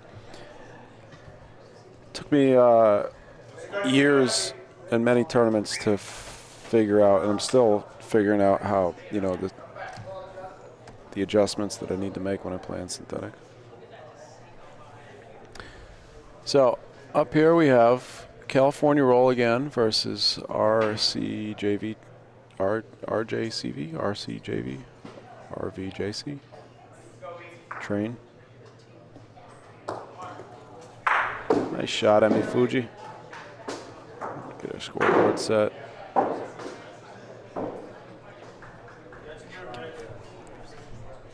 Go get a coffee? Yeah, yep. Okay. All right. Grab a coffee and I'll be right back. Sounds good.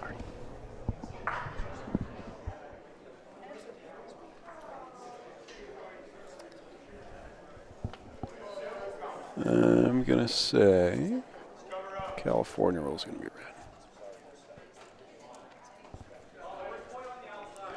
Laura, thank you for the feedback. I will take that.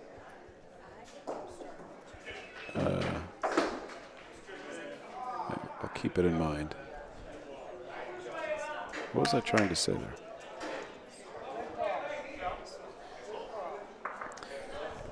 We got 52 minutes.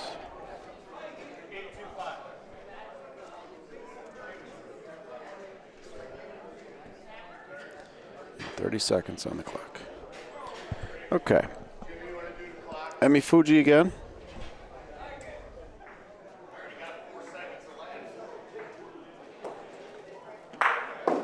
Nice hit.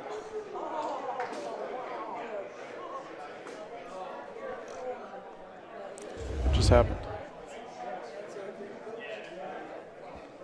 Oh. She hit Paulino to their back ball. I didn't even see that other ball there. Joanne Lopez, last ball of the frame for California roll.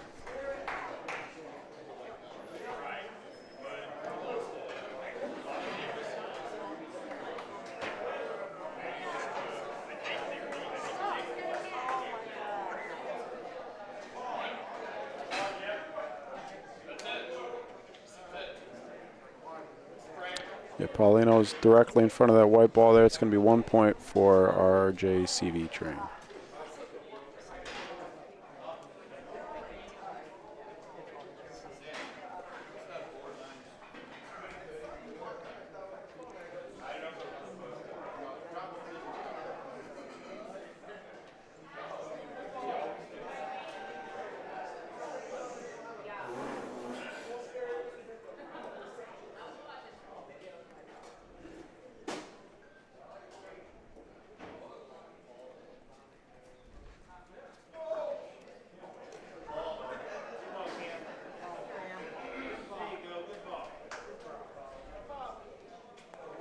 I'm not hooking you up with any more teams.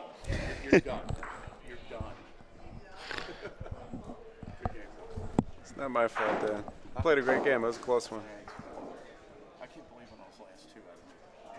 You want to do some commentating? Or you got? No, I will. Okay, cool. Why don't you come over to this side? Danny Drago, President Drago of the St. Louis IBC, going to join me in the booth here. Yeah, I mean, it's still going to. If you hit this ball, it's going to hit both of these. So move the Polino with it. Push it that way. Yeah. What's going on, Prez? Hey, how you doing? It's a close game there. Yeah, tough game.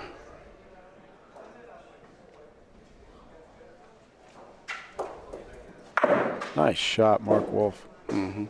In typical Michael fashion, you made us pay for every mistake and played excellent like you always do. I made a lot of mistakes myself. But that was a tough one. Yeah, I didn't like the ball being in Sal's hand at all on the last point. Well, that last shot, him picking the Paulino through those two balls. He's a lefty along the boards. I knew he was going to hook it in, but I didn't even really see that as a possibility. I was hoping he would just scatter the balls and make some room. 2 points there for California roll.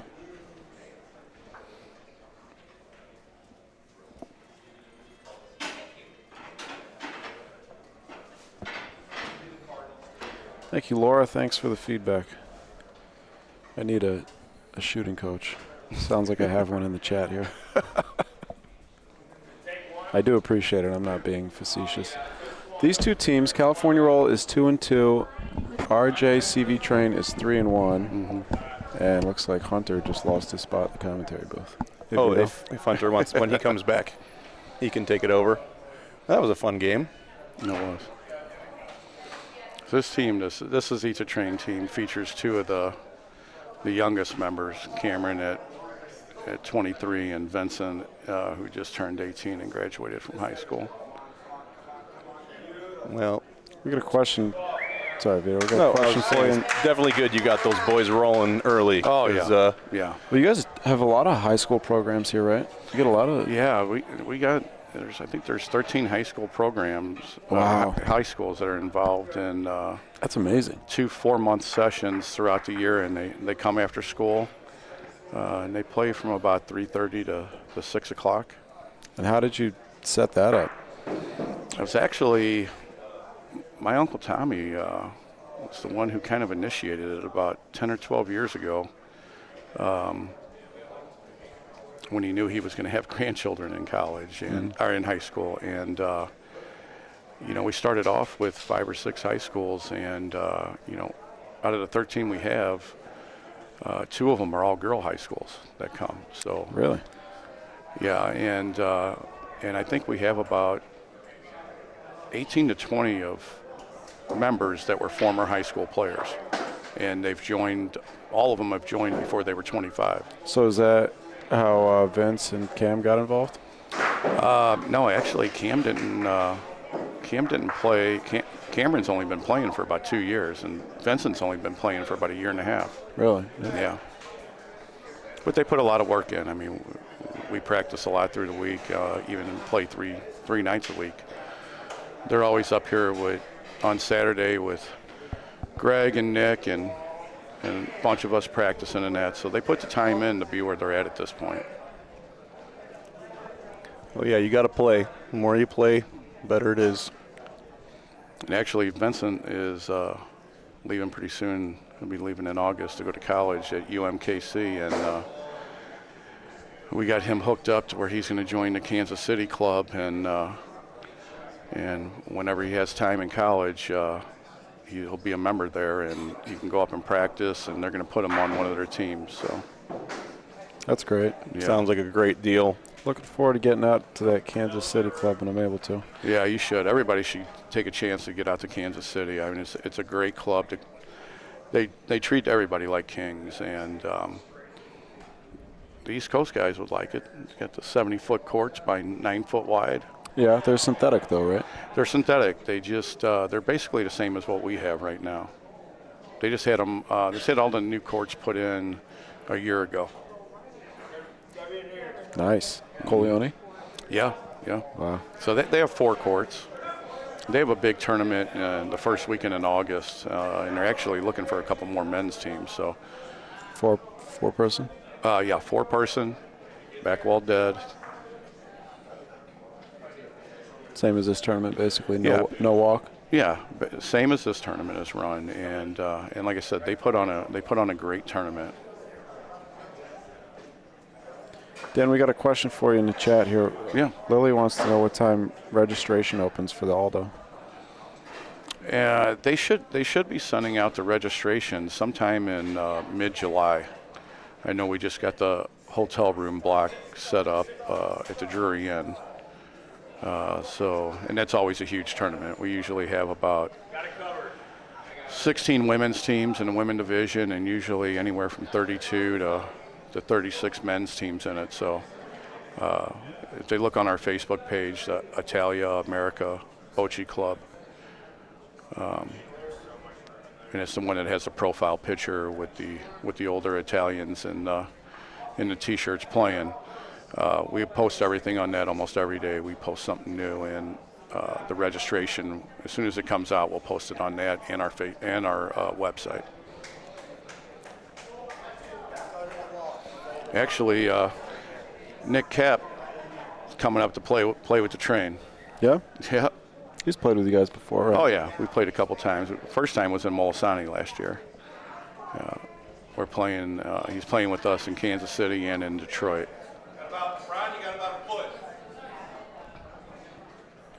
Joanne Lopez, second ball of the frame for California roll. They got 3 balls back here, and I think they got the point. Nice. Thanks, Pete. Hope you're. Well, they got rid of the point if they did have it. Hope you're feeling good. These ladies are tough. And everybody knows Alan. Alan's always tough. Yeah, Alan can actually roll with both hands, both arms. He does it all the time, right? I could not believe that. When he showed up, he told me his right shoulder was hurting. And he was pointing left-handed. I thought he was a left-hander, how good he was playing. It's amazing. Got all 4 players on the other side of the court surrounding the balls here. Vito, how'd you like wearing the train patch, buddy? I had a lot of fun. we had 3 games where that clock went off, so yeah, got the maximum play for our money. There you go. Yeah. The won one by 1 point, lost one by 1 point, and then just saw that thriller that we had there. That was an excellent game. No, it was a good game.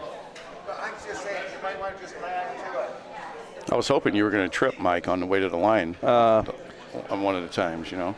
You told me that yesterday, too. I'm not a Bush League player. Says the guy who makes this roll, too, 30-foot points. No, the only reason why I did that. I'm joking. I explained that to you. I'm joking. I'm a very impartial person, so I did that because if I just give you those points, you know, other teams could say, well, you just gave them the points. You should have made them roll them because we got knocked out by 2 points. It is on TV, yeah. I know that. No, and that was the right thing to do. I mean, the other team could go back and see it. No, I agree. It made sense. I'm just joking. And Vito's a great player in his own right. I mean, he does very well representing Highwood and in the log cabin league that he runs. Oh yes, the log cabin is a source of joy for everybody. Everybody wants Monday to come around. We play there from 6:30 till 1 a.m. They usually got to kick us out of there. I had the pleasure of playing a league night at Log Cabin. You did? Last year. Yeah, last year at Nationals. You know, Nationals was at Highwood. What's that, 45 minutes from Log Cabin? No, I get there in about 22 minutes. How are those courts, Vito? What are those made out of? So log cabin courts are made out of like a crushed like granite or crushed limestone. They're very funny. I gotta go play.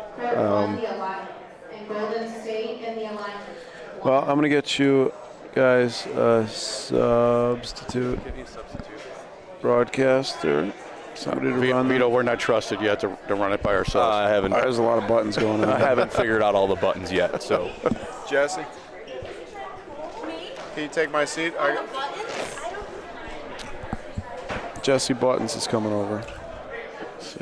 We'll have to do a little tutorial here when we get some time. Yeah.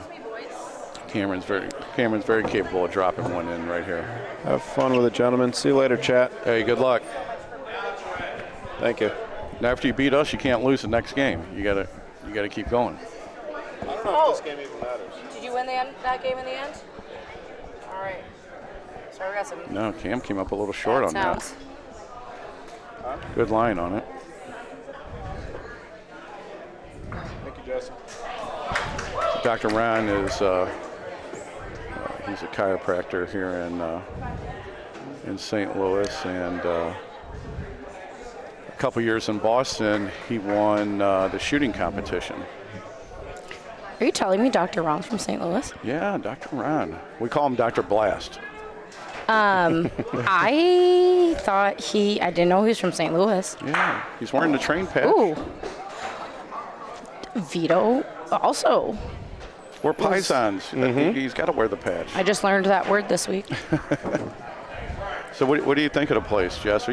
Jesse, you've been here before, haven't you? I super appreciate that Jess to Jesse switch. Thank you so much for that. I caught myself. I really appreciate that. I feel so seen. I'm having a great time. Good. I had better luck on these courts in November at the Aldo. Yeah. They spoke to me then. Now we're speaking very different languages. Hopefully by November we come back around. Oh, I'm sure you will. Aldo year 2 for me. Ooh. Good shot. Nice little double bump there on Paulino. Yeah. That's an ideal bounce. Nice. And our courts are nowhere as fast as Highwood or Methuen, but our courts are playing right now as fast as they ever have. We haven't put any material on them in a couple years, and these are the fastest our courts have ever been. So I think they're absolutely beautiful. Yeah. I mean, there is limited amount of facilities that we have here in the United States that offer this kind of quality. I mean, it's this is a dream. Yeah. Yeah. I enjoyed rolling on them. I don't think they're that much slower than Highwood. Not that much. Not that much slower. But just let the run, you know. Our balls just run very, very far, further than you think they're going to. Yes. And no locomotive train while you're getting ready to throw. Yeah, there is the locomotive train that runs every once in a while, so you got to get used to that. In Highwood. Yeah. Yeah, when those trains roll in, I had never noticed it having an effect on the courts before, but everyone was saying it. I heard on the live stream go, "Oh, hold on, the ball just moved. I think the train rolled through." I'm like, I don't know about all that, but is that gonna get there? It looks a little short. Cannot be short on that. Nah, hit the back wall. Yeah, I'd rather you hit the back wall than be aggressive on it. I like to say, a short ball's better than a dead ball. No, a dead ball's better than a short ball. Yeah. Oh, definitely, especially when it's all the way down there. All right, well, I'm going to give a shout out to Carmen. She is playing in the Thursday night log cabin league that I've created. We just recently had a fourth court installed, and I decided to give everybody, new and old friends who have constantly asked me to join that league because it was always full and never had room and never wanted to really work on another night. But now that we've added the fourth court, I decided to go back into all my old phone contacts of people at the bar that have, I mean, some people have 6, 7 years old that I have contacted and asked if they finally wanted to join, and they were excited because they had been waiting for 7 years. That's great. So and now where's that at, Vito? Explain where. The log cabin. Log cabin is in Des Plaines, Illinois. It's right along, right close to the highway that I take to get to Highwood. So it's beautiful for me. I ride up that way, and then on the way back, I'll always stop. And the beauty part about having that lane is that you can practice volo as much as you want there, and it really helps me with that. But it's a little Polish bar, very unique place. The beautiful koi pond there. So very unique. Just every time I go, I've been going there for years and years. Is it probably a sports 20. bar? It is in fact a sport bar. Kind of is a sport bar, yes. That is very funny that you say that. So funny, Dan. Well, just how you described it, I'm thinking like a sports bar with bocce courts in the back. But because of Lester and his limited Polish vocabulary, it's a sport bar. Like the sign says, when you drive in says log cabin sport bar. Yeah, sports. It's kind of like when you go to I see some of the nail salons, it says Lynn's Nail. Yes, right. yes. You got one nail or what? Yeah. So it's a sports bar. So the place is just a unique, very unique place. Like when you walk in, it's covered with it's like covered? hanging grapes and stuff like that. There's all sorts of things. Every single time I go in there, I see something new. It changes around.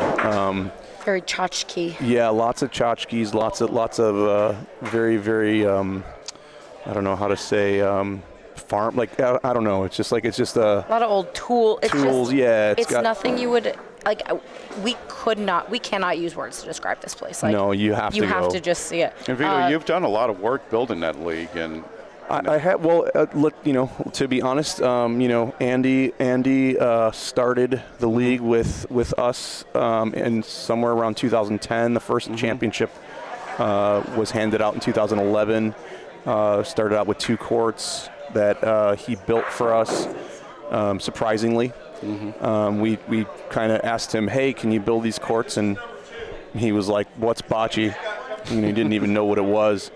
So, called us back a couple weeks later and was like, "Hey, they're here. When are you guys starting your league?" So, we started with 2 courts and 6 teams, I believe, and little by little started building those teams up and got a 3rd court somewhere around 2014 or 15, and just recently got our 4th one now. And I took the league over from Andy when he, decided to make his commitment to American Bocce Company. Somebody needed to be there to pick up the mantle and keep it going. Some people were worried, and they talked to me, and I said there's not a chance in hell that I would ever let it die. In fact, I have tirelessly worked to make it bigger, better, but definitely with the help of Andy and everything that he's done, he's helps me with the schedule and does all these great things, and he's a true ambassador. Yeah, very similar to a lot of the Google Sheets stuff that you have here. We have that for our log cabin league and teams. You have team pages. You can go see your schedule, your times, all that stuff. It's a really, really great thing, great tool for all of these teams, especially for me too, because I'm sick of getting the messages. When are we playing? When are we doing? And I'm like, you got your portal. Go look at it. Go take a look. I have thousands of text messages that I used to have to send out. So, Dan. Yes. Lolo. I think you've met Lolo. You've met Lolo. Yes. She's from St. Louis. Yes. Lives in Chicago. She said that the St. Louis version of Log Cabin is Venice Cafe, but no bocce. Does that do it for you? Yes. Does that get you there? That gets me right there. Fantastic. You. Thank you. Thank you, Lolo. Oh, that's great. Joanne just threw in a point, just a little shy of point. Hi, Lilia. Back. Hopefully. Oh yeah, big shout out for the. Hopefully you're having fun. I don't know if you're She's still in over Europe. there. Where's she Probably. at now? They went to watch the Euro. I think Euro Cup? Germany. Yeah, I think they were in Germany. Nice. Germany. That's what I thought. Dan, I do one sport. I do a sport person, not a sports bar, sport person. Yes, it's this one. You are a sport person. I am a sport person. Dan, American Bocce Company runs an annual tournament at the log cabin every year. Oh, they do. You should bring a squad out. I should. When do they run that tournament? It's generally October, November. Okay.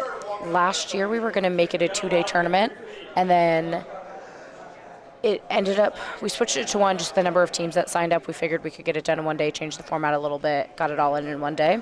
But if we make it a 2-day tournament, y'all should bring a team out. Oh, I definitely would, and I'll post a flyer on our Facebook page. That'd be great. That'd be so fun. We'll see. It might, there might be a tentative date already. We'll see if we can get that to you. Well, it's definitely going to be bigger and better with that fourth court. That fourth court. Yeah. No, I will, be honest with everybody and just say that fourth court is a little rough right now. Vince did not like that ball as soon as it was out of his hand, but it's a little rough. It was built, right in the little early spring that we had. We had a really kind of mild start. It was nice out, so he decided to just pop it in there, and usually it takes a couple of winters to get everything settled. And yeah. Do you roll them? Like that little asphalt roller? Definitely water and roll them. I bought a new roller last year and started watering and using them. But still kind of tough. I've definitely thought about Hartrue and kind of doing that, but just makes it a little difficult because it's not really our place. Don't really own it. Any of the thousands of dollars we may or may not spend on it is not very much in our control. So maybe a big fundraising tournament. Could do that. We've thought about stuff like that, and we definitely save a little bit of money and try to use it to make improvements and buy stuff, and but as far as the cabin itself is, you sign up for it and you know what it is, and you know what you're going to get with it. It's not the truest, but it is the cabin. Yeah, so it's you know that you're not going to get what you want, or what you want when the ball comes out of your hand. Of course. Yeah, it's a little bit of. I mean, it's not always that, but. And as with outdoor courts, every year there's different things that happen. There's different lines that get created. It always changes, and that's what's really beautiful about it. It's like that's what I love about outdoor bocce. You can play bocce on these beautiful courts, but a lot of the times the greatest players can adjust to every single surface anywhere you go. And that's true, because I hear players from here go to other places, and they said we spent the whole weekend trying to get the speed down or adjust to them. And you know, the better players and upper echelon players, I don't think it takes very long to adjust to the speed and the line. Well, you witnessed what Jose did here, so I mean, you know, clearly you can see that it doesn't matter for him, and one of the skills that you do build is becoming a great player is just knowing how to adjust your mechanics, how to change what you're doing in order to suit the courts. But yes, the log cabin is challenging to shoot. Got to shoot kind of low. Because any of those looping kind of rafas you might hit something and it might shoot it one way or the other. So it is very tough to be consistent there. So how many people do you have in your league at log cabin? So we have 2-person teams. It's 2-on-2. We created that partly probably because we couldn't get many people to play, but also it's very nice that you get to play more. 2-on-2, you walk down, but we had 18 teams with the 3 courts. As soon as we got the 4th court, we've upped it now to 24 teams.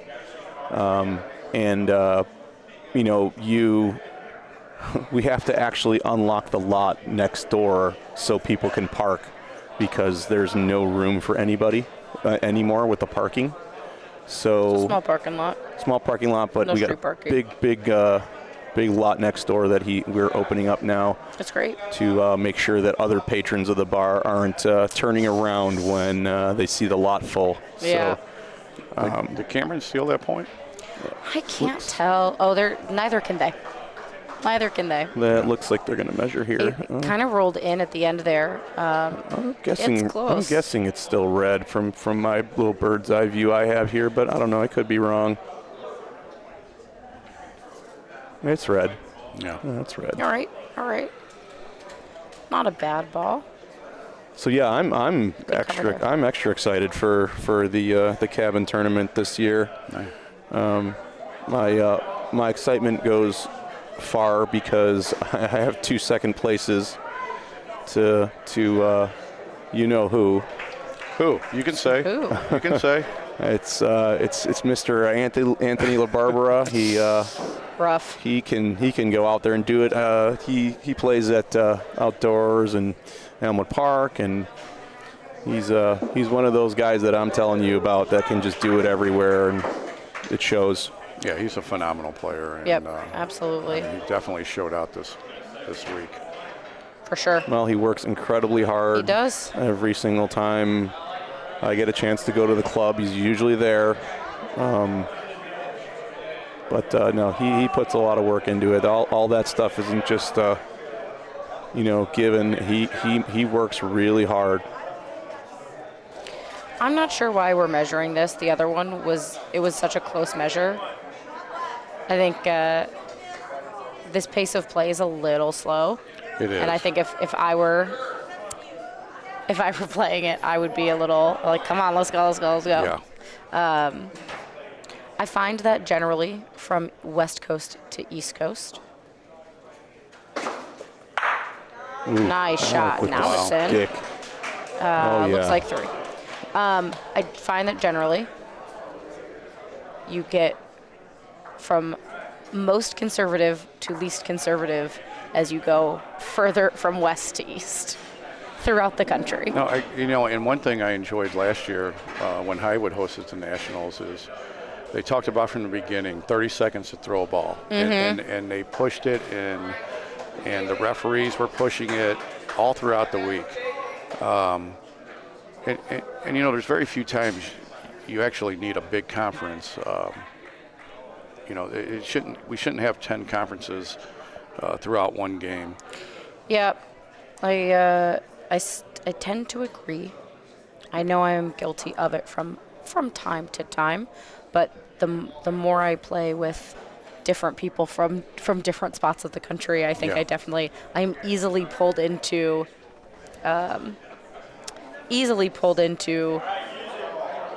what the rest of the squad is doing.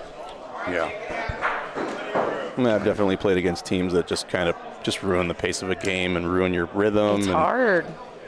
It's difficult. They talk about everything, and that's okay. I mean, I understand they're trying to be strategic and all that stuff, but once the bocce brain gets going, I'm kind of thinking what I'm going to do, like in baseball, like coach always used to be like, what are you going to do if the ball comes to you?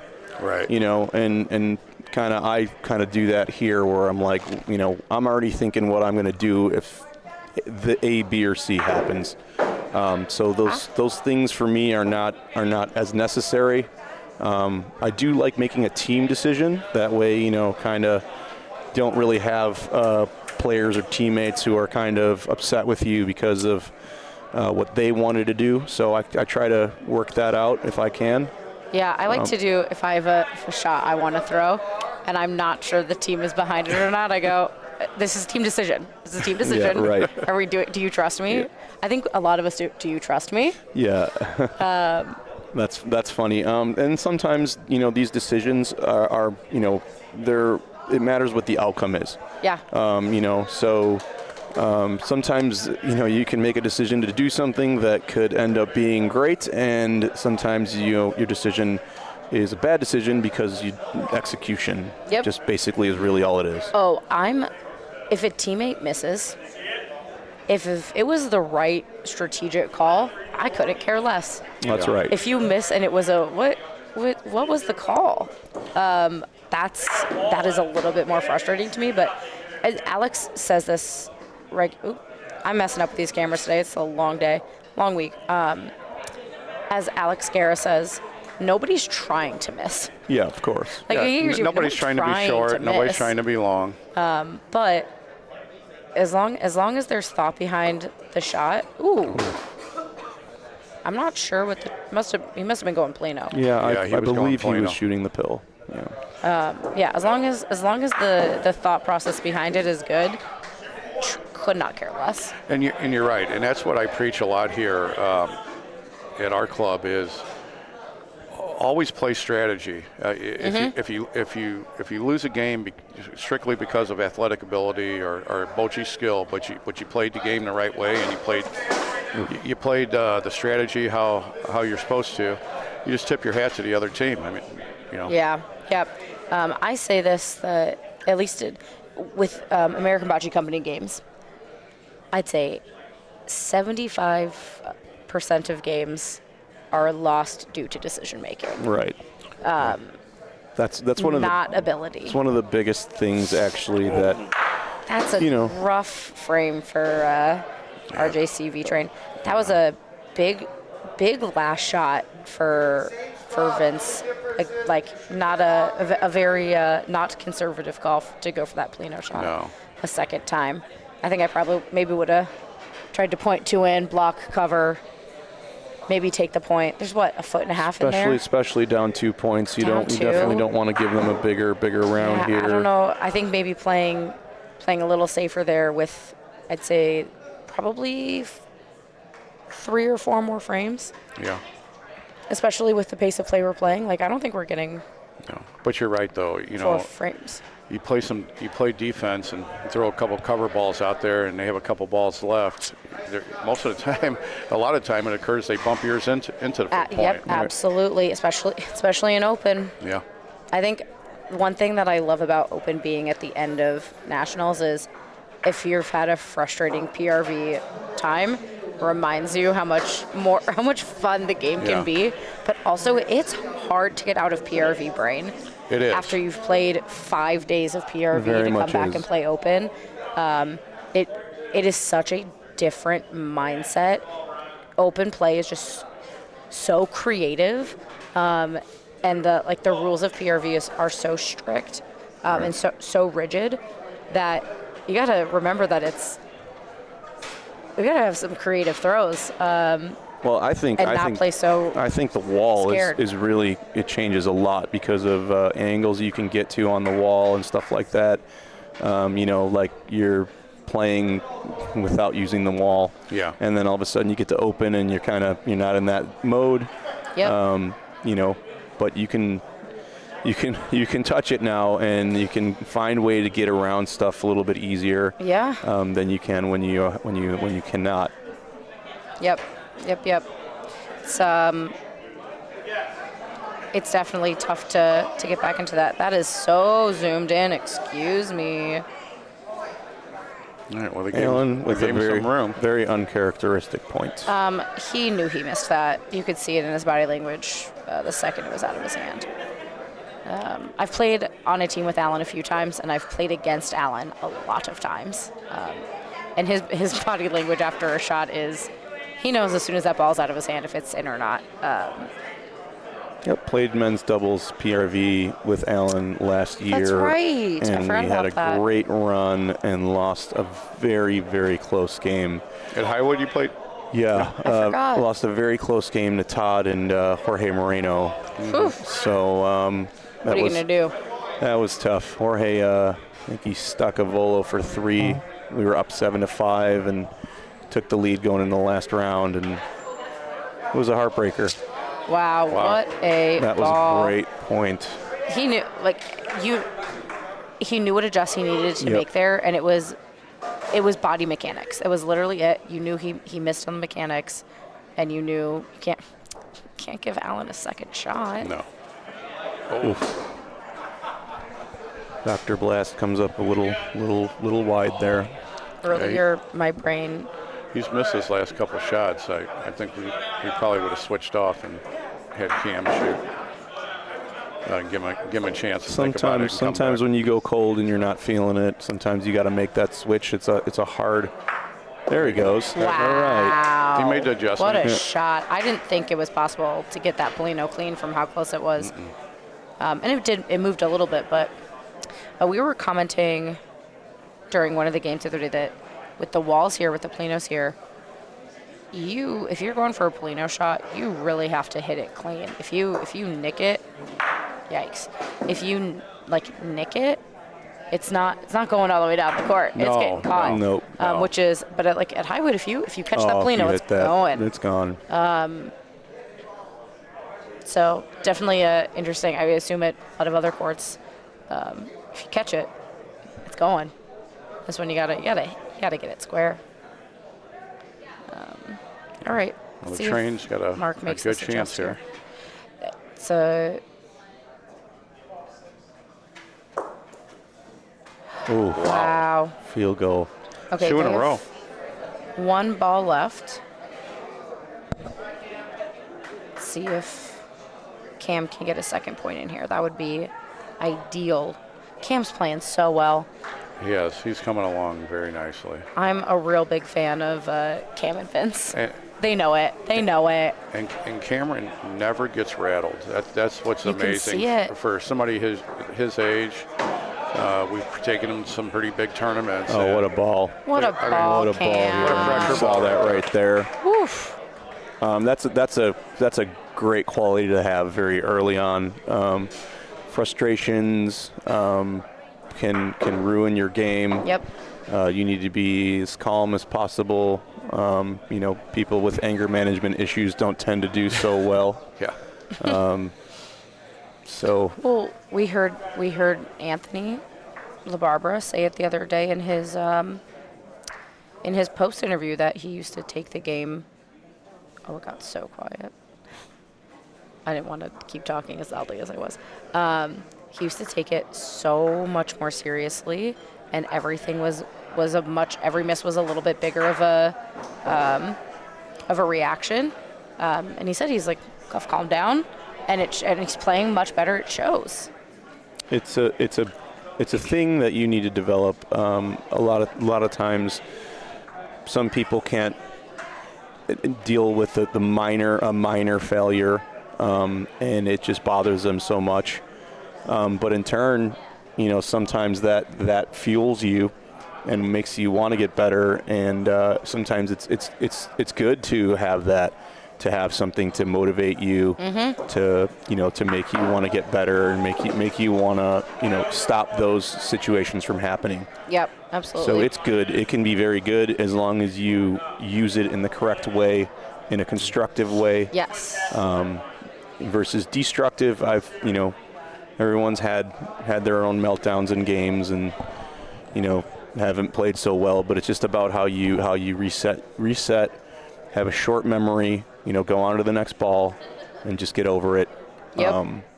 After all, this is a game. We're supposed to be having fun. Yes, we take this all seriously, but we still got to wake up the next morning, put our pants on, and get on with it. Yep. You know, so I tell everybody, especially on these tournaments, you know, you may sit 4 or 5 hours between games. You may show up at 8 o'clock and have your last game at 10 o'clock. This game is so much, I think it's more mental than skill. There's a lot of it. 100% You have to stay agree. focused and have the relief pitcher mentality that the next throw you forget about what you just did, you know? Yep. Well, it becomes extra hard too, because a lot of times we're out here, we're having a good time. You know, you want to soak up the local flavors, you want to eat, you want to do all these things of excess and hang out with your friends late, and you know, you still got to wake up in the morning to play, and that's another set of skills that is hard to acquire. You usually have to mess up a lot in order to figure it out. I saw 2 a.m. too many days in a row, folks. That's right. But it's so hard not to at these tournaments where you get to see so many people. That you like this group of people, you only get to see a couple of times a year in one building. Whereas a lot of the Midwest people will see, you know, a couple more times a year. But the tournaments that draw a wider crowd, they don't happen that many times a year. No. And you want to hang out with your friends that you don't get to see very often. I'm looking around to see if there's anyone specifically that's come, you know, that I'm thinking of, that I'm just like, oh yeah, I never see them. Of course I want to stay and hang. Right.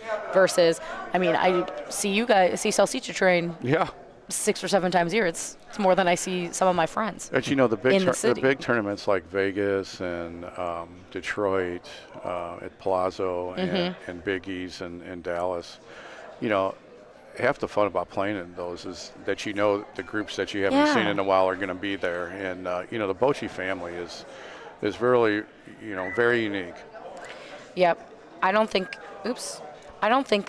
this broadcast has seen a game where somebody didn't bring up the camaraderie. Oh, I got goosebumps thinking about it. I mean, it's amazing, isn't it? It is. Well, I've personally met so many people around the country, and not even just that, just friends in general over the past, you know, 10, 15 years. A lot of new friends have turned into great friends just from the game. And, you know, I love it that I can go to some of these cities and just literally make a phone call and say, hey, I'm showing up, and doors fly wide open, and you know, everyone's there with open arms, and it's a great feeling to have that. You know, just to be accepted like that, it's just a good thing. Yep. I went out to Marin. How'd you like that? November. Oh wow, that's. Have you been out there? Beautiful. No, I was talking to Martha earlier, and she was talking about it. I would love to get out there and just the sheer volume. I think they have like 15 courts or something. At least. Then there most of them are outside, and then there's a couple. There's 2 inside.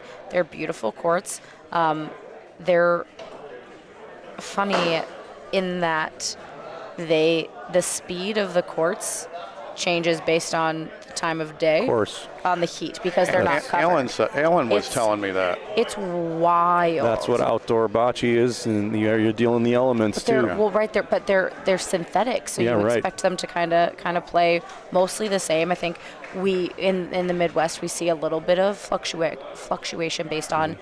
If it's a really humid day, you're like, oh, they're rolling a little different today. Well, even in Highwood, on that court 1 that's closest to those windows over there, depending on what the temperature is and what the weather is, it can have some fluctuations as far as how, you know, quick it's rolling and stuff like that. So there's always heat things that happen that change stuff. But definitely outdoor. I mean, that's another pitfall of outdoor bocce, is that there's just all these elements that can change stuff. Big. Oh, Mark. Oh, let's see that again, shall we? Beautiful. Yeah. Mark's not giving him a chance to get back in this. No, he's doing his level best.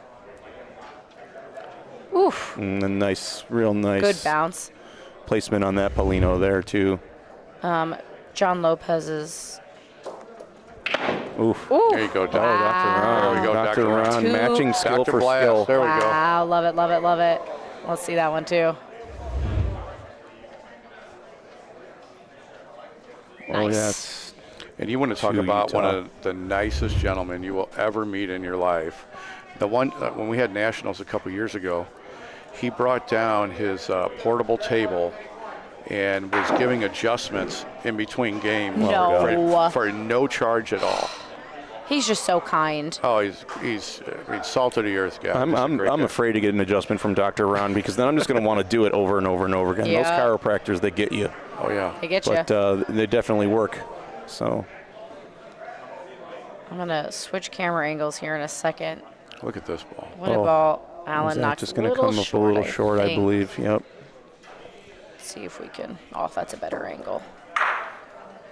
Well, we're running down to about 7 minutes in this game. Yeah. It's getting late. I'd say. They might only get one more frame. Yeah, Great it's call. possible. I think they're probably going to get. I don't think they're going to start a second frame. Yeah. I think they're going to finish this one and probably get one more. They're playing. It's a slow game. If I was great. If I was Vince, it's the fastest measure I've ever We made. got Big E or anybody listening from who we have out there?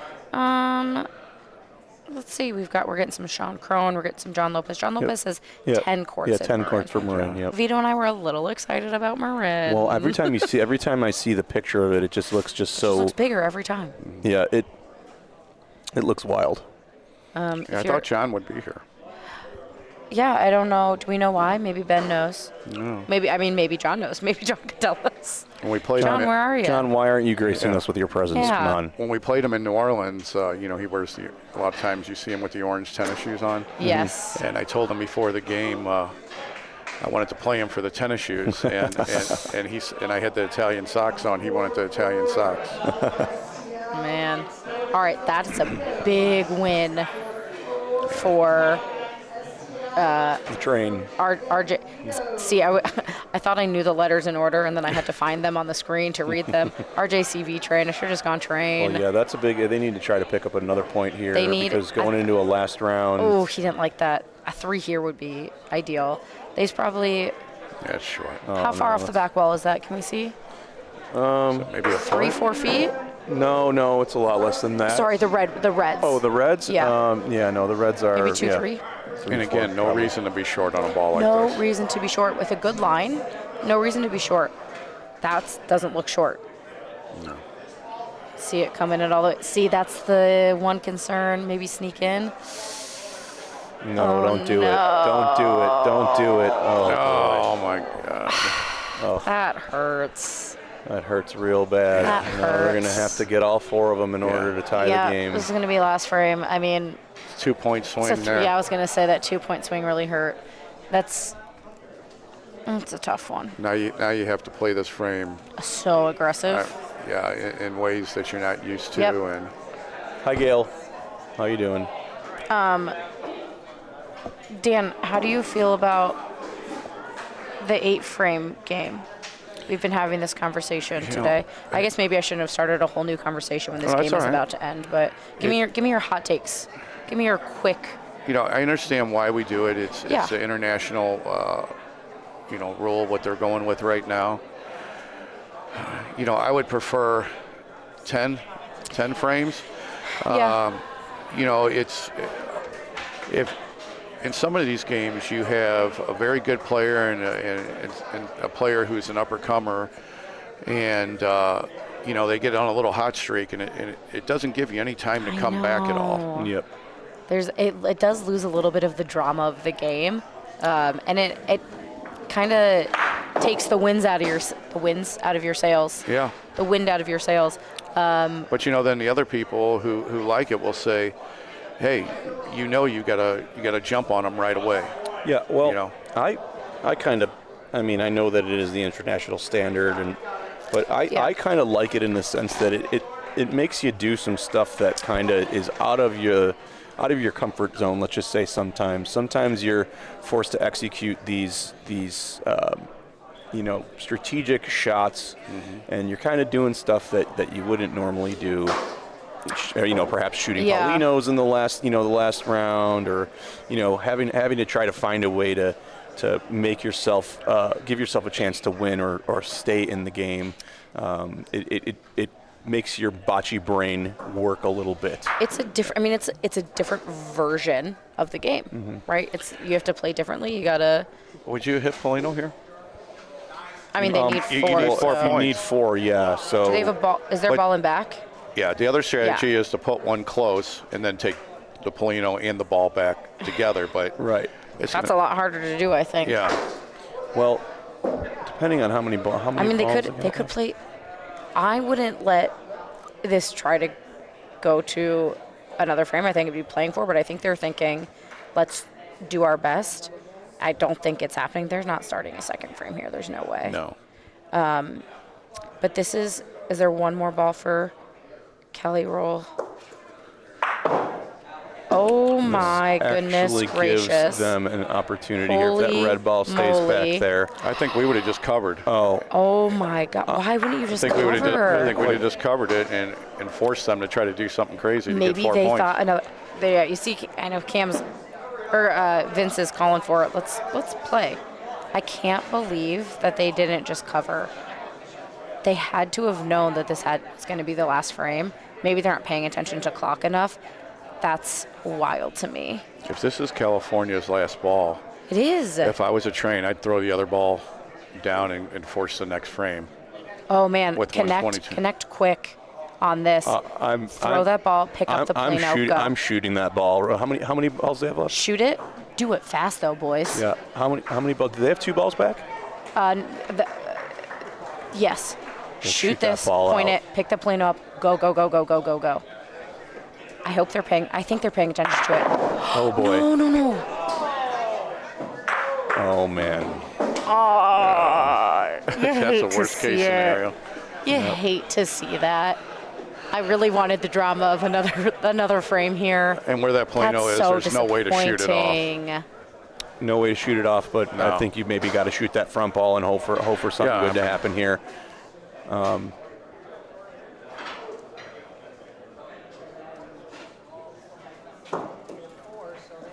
Nope. No, that's it. That's game. That is game. Wow. That was. I mean, they could get another frame in for their differential.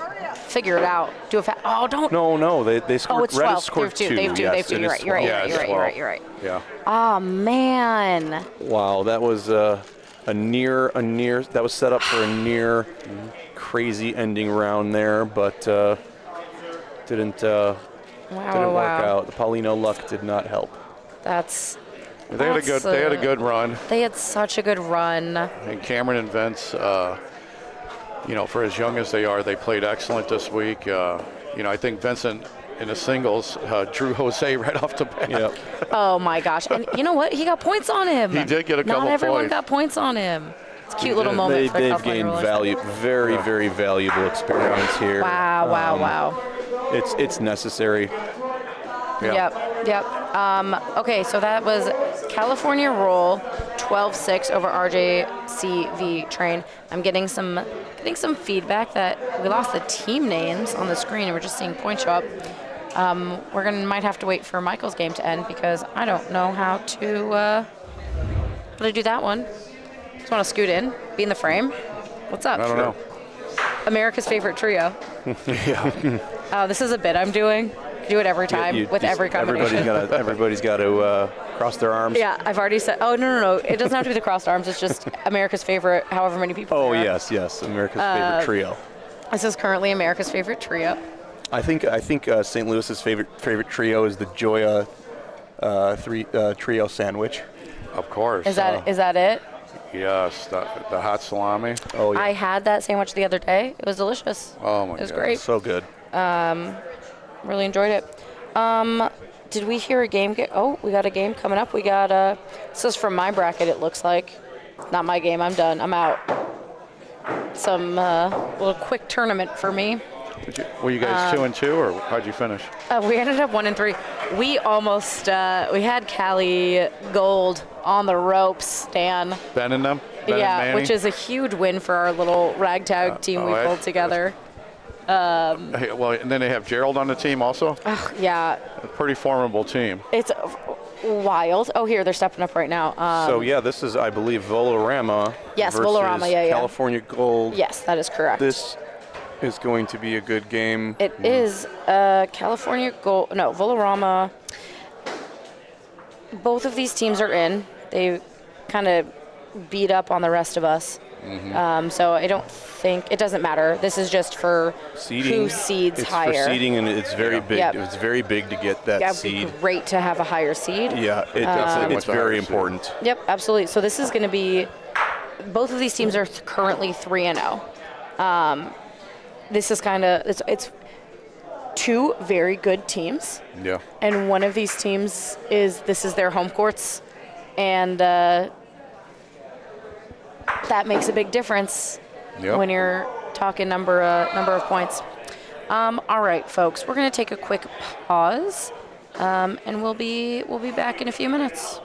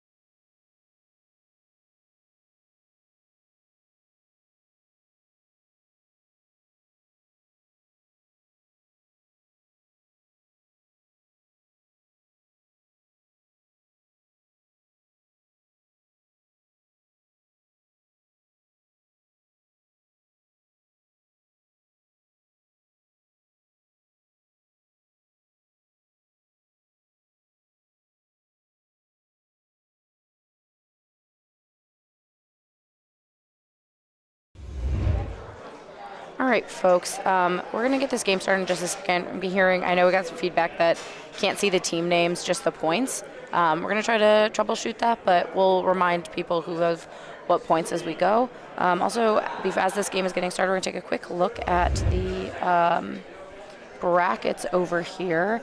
It looks like we are ABC 1, 4-1. They're going through. And STL Bocce, 3-2. I'm not certain who's on STL Bocce, so I can't help you there. We had but the program around here somewhere. We did have it earlier, but I think it's disappeared. In the green bracket, I Amuse You and Highwood 7 moving on. And then in the yellow bracket, it's Golden State and the Alliance. So the Alliance is Mikey's team, or Michael's team. And Blue Racket, this is the game we're about to see. It's going to determine who gets the higher seed, but it's both of these teams are moving on. It is not mathematically possible for anyone other than Volarama and California Gold to move on out of here. This is going to be a good one. I think this is going to be a good one. Game. This is. I'll gonna update that scoreboard in a second. Hopefully it'll fix as we get there, but these are 8 very good players, 8 great players, and for half of these 4 players, half of these 8 players, it's a home team, and the other is visiting, but very good team. So it's going to be a good game. It's a nice little bent-in point there. Good use of the wall. Gonna have to see really tough slice here.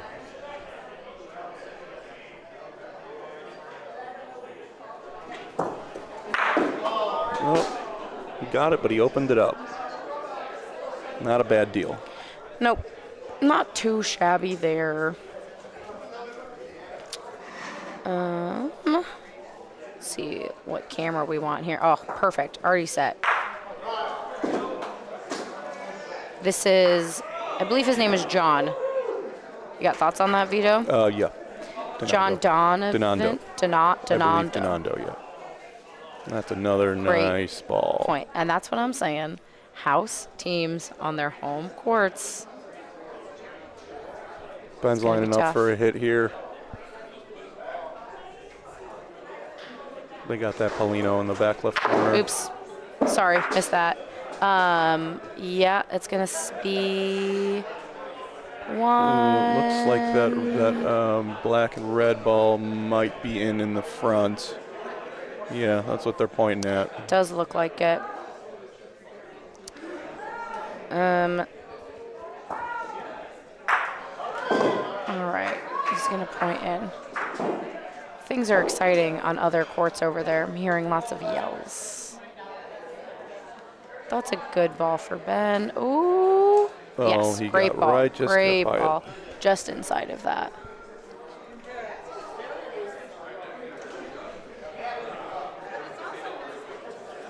All right. I'm seeing that some people can see the words and some people can't on the scoreboard. So that's we're odd. just we're gonna go with I'm perfect. Yeah. I'm doing everything perfectly, Yeah. and it's your TV. It's your computer screen. Wow! Oh, wow! What a Paulino shot! Big shot. I think Still gonna be still that blue in the back. One blue. Yep. All right. No harm, no foul. There was already one. So in case you cannot see it, Cali Gold is on the bottom. Volarama will be on the top. All right, so the teams, we didn't really fully go through who these teams are. We've got California Gold, Cali Gold. This is Gerald Gilligan, Palo Pro, Ben Campbell, and Manny Romo. And then Volarama is, give me a second, I'm going to get a better camera here. Volarama is Dave and Suzona, John, and then I'm not positive of the other gentleman's name down there. We're gonna grab a roster and make sure we're not butchering names over here. And I'm gonna do a better job with these cameras, folks.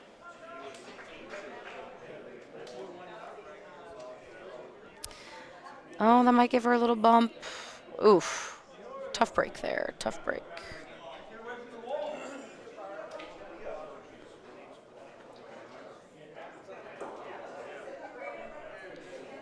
All right. Hits the wall in a good spot. Should be good. Wow, good ball. Ooh, maybe a little speedy. Oh. Rich Robertson. Thank you, Gail. All right, so a little speedy, but it's in. They're having a real conversation. These guys are playing well. My team almost had him. It was close. It was close. But they won out in the end. Good ball from Gerald there. And, oof. It looks like it's going to be, they didn't quite get that, but it is close. Also great cover balls there, so either way, looks like there's going to be a little bit of a pile here regardless. Not.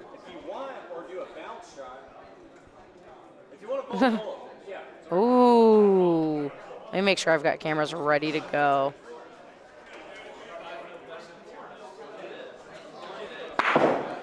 Oh, so close. Should we see it again?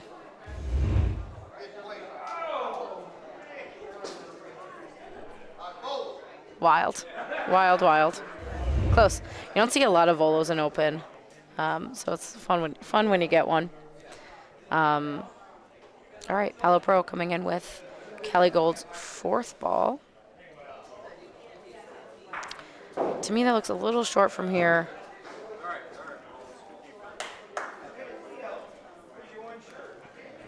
Someone's saying Ben and Manny stand the same. I see it. Okay, I did miss who ended up with the last point. It does seem like it was Volarama there. Yes, 1-1. Yeah, so. Oh, hold on. We got Vito's back. He ran to get a program book. Okay, yeah, and I should know this. That is Rich Robertson. Yes, as soon as you walked away, somebody wrote it in the comments for us. I knew that. We knew it. Just had a brain fart. Listen, you can't expect us to remember literally anybody's name. I think I forgot your name for a second, Vito. I'm just kidding. That's okay. I'm kidding. That's very hard to do. Vito, we've known each other for too many years for me to mess that one up. Where, Rich Robertson, John Donando, you were correct. Yeah, Donando was right. I think what I was doing was John was playing with Joanne earlier in the week, and her last name is Donovan, and I combined those.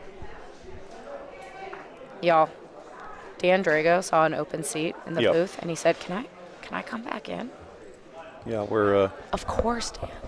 Well, we're gonna mute for just a second while we get him in here because that mic's a little. Oh no, he got it quietly. I'm a seasoned veteran now. A seasoned vet. I turn the mic off when I put it on because Big E gave me lessons on microphones. How to be in the broadcast booth and sound somewhat sophisticated. You went through media training. Yes. I have not gone through media training, and we're just out here vibing. You don't need media training. You're fine. Oh, I don't know. Nice. I've had some moments that I, listening back, think I wish I hadn't said that out loud. Hey, and I want to say for everybody that's listening out there, and Jesse and Vito both know this, but if players from other clubs and other towns come into St. Louis, that's all they have to do is contact me, and we pretty much give you free reign of the club while you're in town. So we want to share our club with players across the world and across the United States, and so don't hesitate if you're in town for Cardinal game or visiting family to reach out to me, and we'll get you in here so you can play on the courts. I love that. That's great, Dan. Is there an email anybody should reach out to? Is it available online pretty readily, or? I just call the bar. Yeah, just call and then leave a message, or like I said, our Facebook page that I run is Italia-America Bocce Club, with the older Italian gentleman as the profile picture. All right, that's good to know. It's Italia. Italia-American.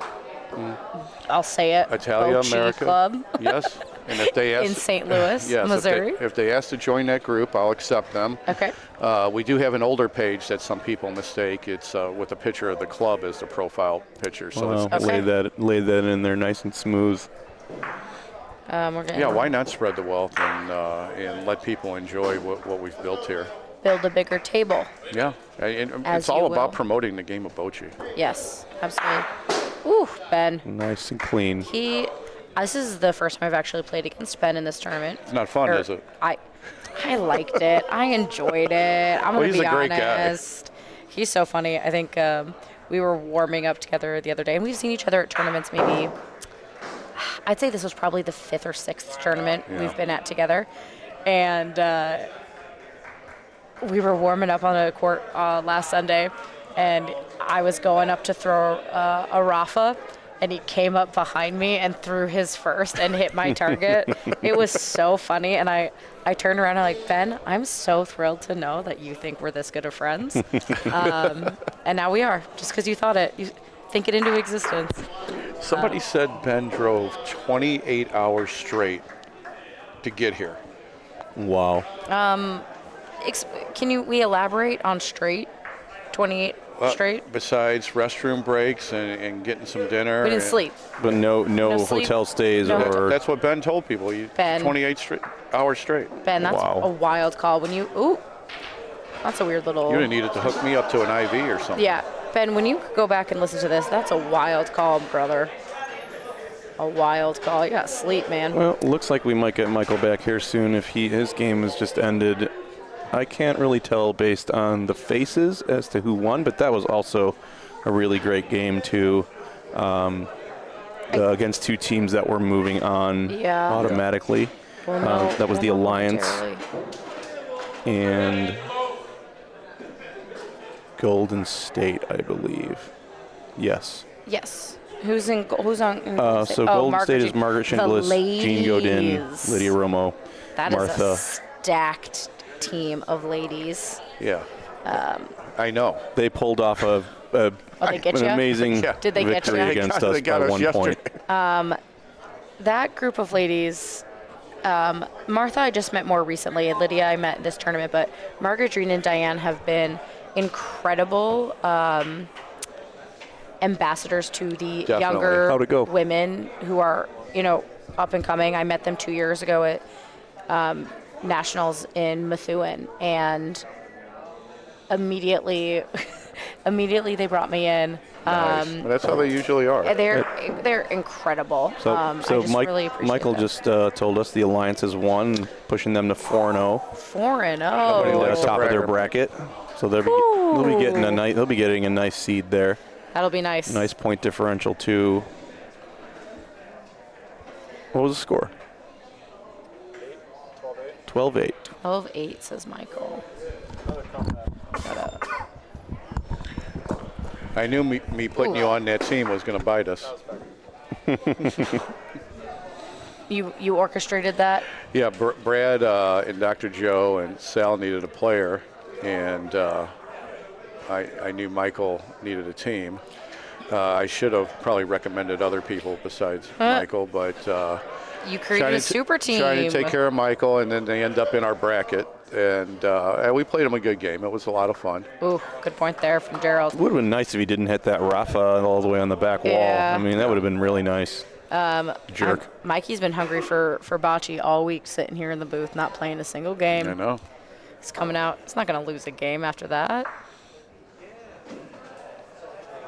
No, that's a stacked team. It's a stacked team. Dr. Joe and Brad have been on a real heater together. Yeah. They played in the ABC premiere in May at Palazzo de Bocce, and it was a show. They played so well.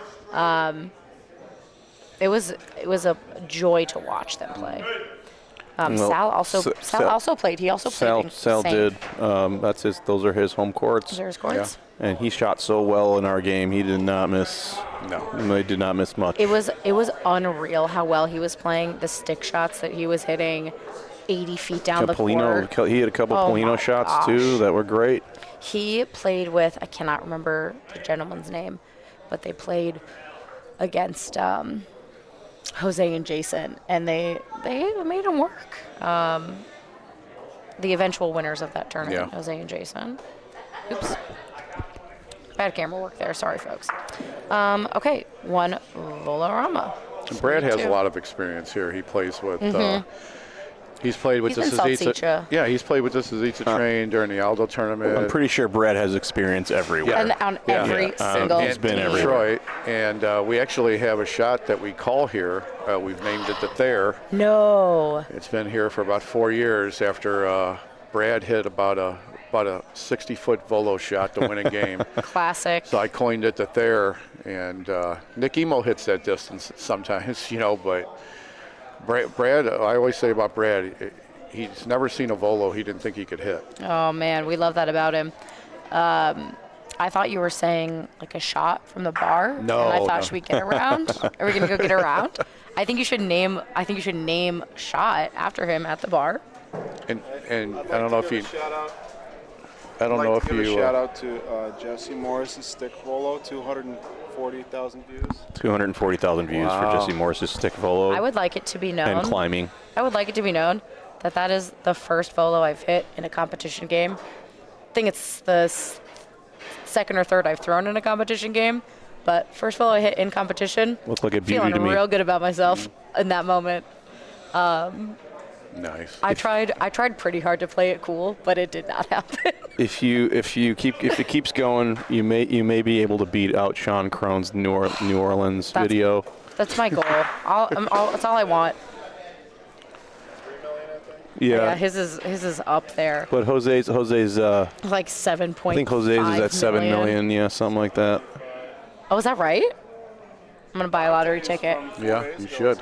Over 4 million. Yeah, if you don't get it in the million that first 2 days, it's not happening. Dante's from 4 days ago. Oh yeah, Dante's has gotten up too. 100,000 likes. Dante from the Bocce brothers? Yeah. Yep. Yeah. He threw a beautiful Rafa. I love the green of the Mino thing. That was great. Yeah. He was such an incredible player. Oh my gosh. 3.3 million. 3.3 million on that Sean Crone video. Just the gentlest little Rafa. That was a fun team I did. That was my good team I played with. Sean, Dave, Alex, and myself. It was a lot of fun. Yeah, that's a good team. Very good team. Yeah, it was great. We went 4-0 in group play, just dominated, and then lost our first game in the quarterfinals. Yeah. It was rough. That can happen to you. It can happen. It can happen. Never getting too confident. That one's close. That one might be in. So not to slight Vito.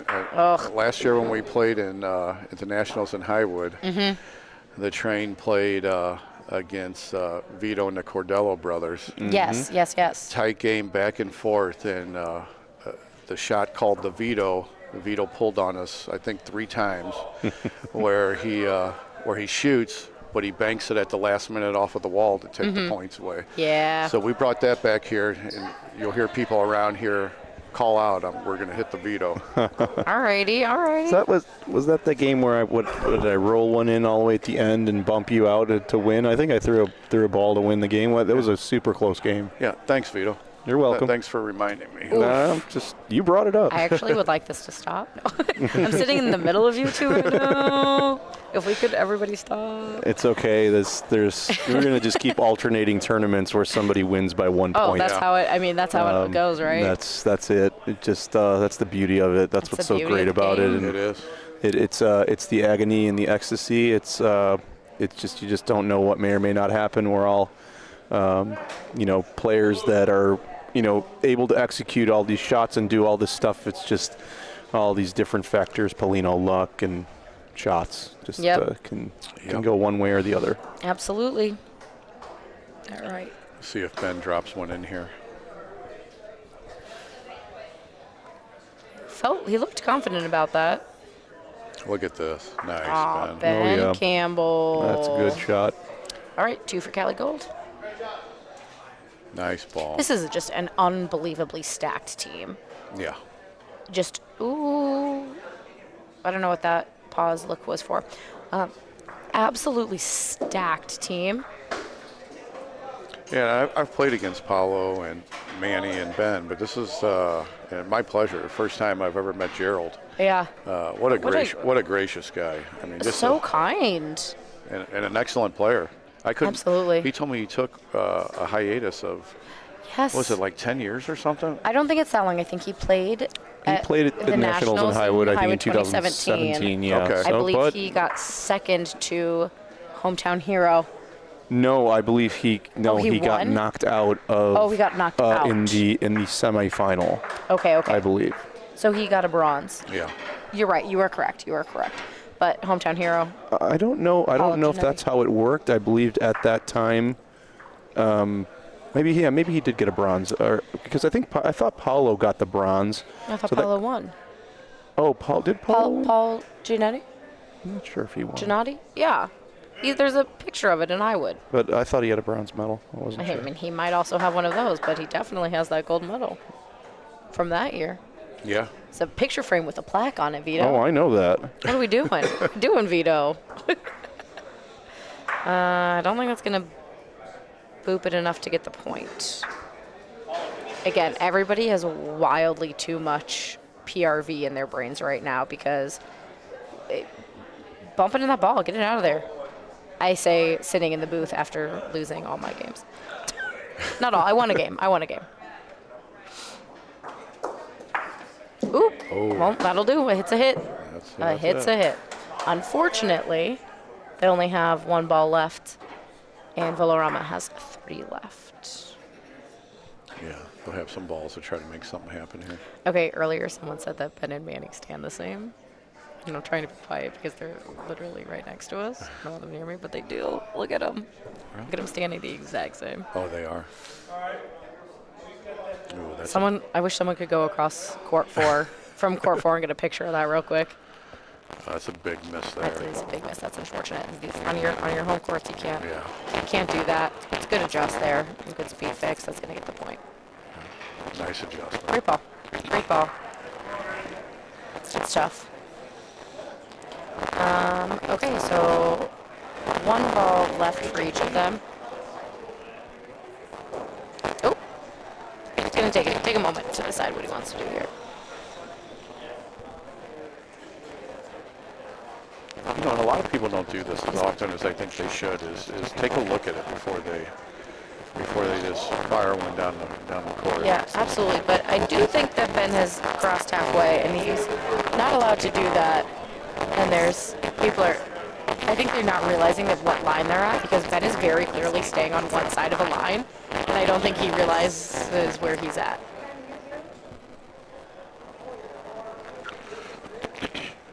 Oh no, Vito brought receipts. I might have been wrong. I committed so hard to be correct. That's going to be embarrassing. He must have beaten him in the round of 8. Because Jack Randy got 4th. Hold on 1 second, Vito. We're getting all sorts of setup. We'll come back. You can correct me publicly momentarily. Hold on.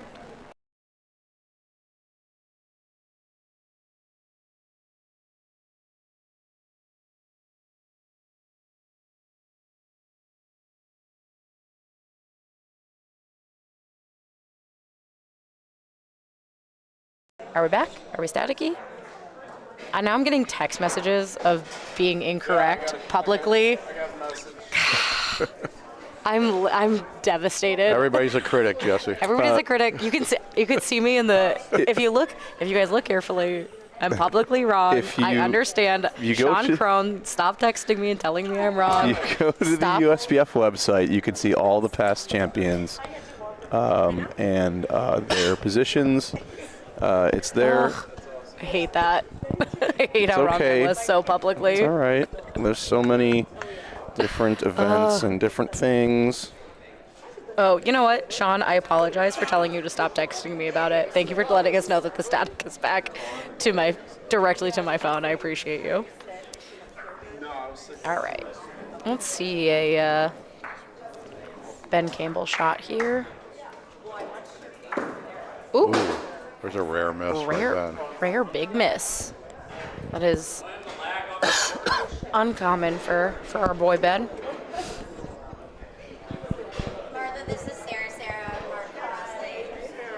Oops, that's the wrong zoom. We don't want that. A little too close. Bring this down a little. Nice ball. Good ball. A little unfortunate there for such a good ball.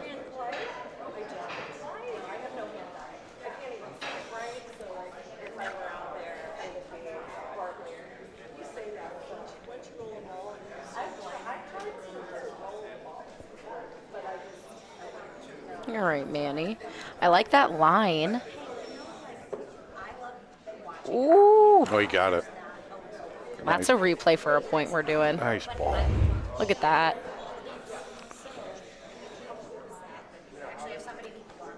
Beautiful. Oh, yes. Beautiful. Oh, look at Paolo. Yeah. Paolo's thumbs up in the back. All right. Oh, and I missed the shot. They were moving too quick. Looks like Cali Gold has the point. I think that's good for them. I think that they probably want to maintain with their lead. They want to maintain ball advantage here. All right. Good ball for John. Yeah, John laid a nice one in there. Saying. Home courts, what are you going to do? Yeah. They've got that ball in back. Is the Polino touching? Are we going to see a shot? Oh, it's not touching. I can literally see it with my own eyes directly in front of me. Paolo's still calling for a shot. I think so, too. I like it. I like the call. But she might take both of their balls back with it. Took one back. Bad bounce. Bad bounce, bad bounce. Paolo says it's okay. Paolo's a wildly aggressive player. I think that's the word I've been looking for all week. Is the opposite of conservative is aggressive is the word I want. The word recall on day 7 is tough. Looks a little speedy. I think new teams and just people in general that are new to bocce tend to be a little bit more passive. But once you get to the levels that Paolo and some of these other players are at, you really know that you can execute those really tough shots. So you playing aggressive is more what happens to you once you can be that consistent and know you can do that kind of stuff over and over again. Absolutely. A lot of experience on that team. And I think this is another Alexism. It might be Andy. I think it's Alex's aggressive early, conservative late. Mm-hmm. And when you are that good, you can take those big shots early on and know that you're good enough to pull it back in if you need to. Definitely. To rein it in, just point in the points, get the Polino, get control of the game, and move on. Well, we are definitely seeing this great game that I knew was going to happen. Oh, lots of good shots, lots of good pointing. Look at this. Yeah. That's clutch. I mean, Absolutely. See, here they are. This is the first time that the lead. Oh, I think I maybe messed up the score at some point. This is the first lead change, or another lead change. They do not have the lead anymore, and now they're being a little bit more conservative.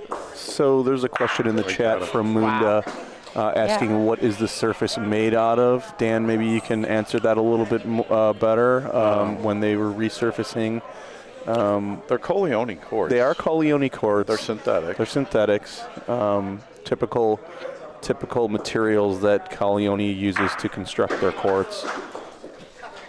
Good shot by Paolo there. See that again.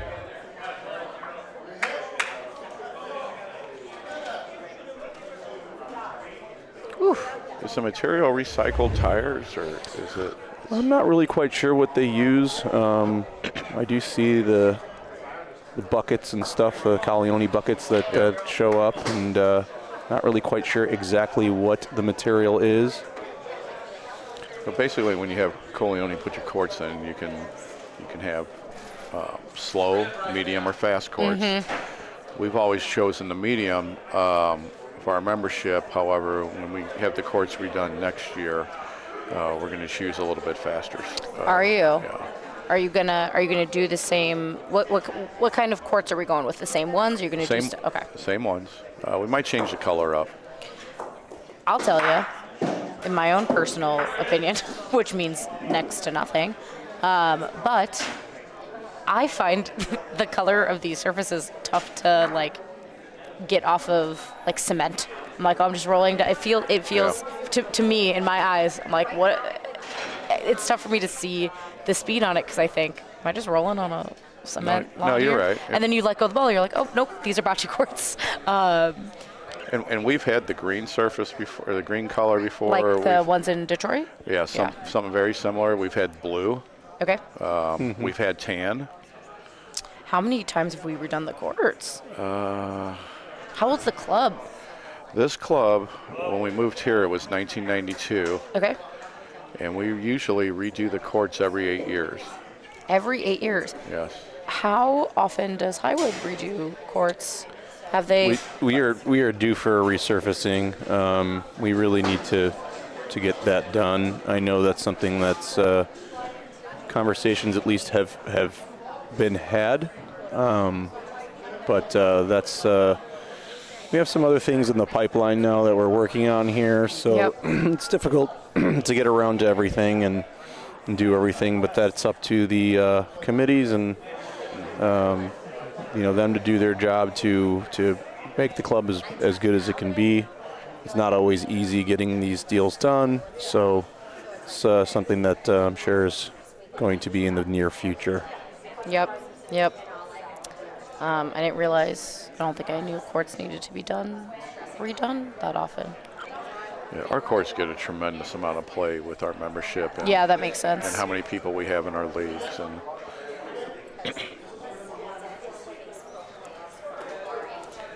ooh, Ben is struggling on some of these Rafas today. very uncharacteristic. In the game that we played against him, he missed more Rafas than I've ever seen him miss in one singular game. Yeah, he's a very consistent player. Absolutely. He's so good. And he's so nice. He's such a nice guy. He's a great guy. I believe his nickname is Benny Bullseye. I saw Shawnee say Benny Bullseyes earlier, but just because it's a Shaw nickname doesn't mean it's an everyone nickname. Hit the board a little early on that one. A little bit. Also, folks, remember in that chat, there's about a minute delay from what you're seeing on the screen from what we're seeing. So if you're telling us things, give us a sec to answer you.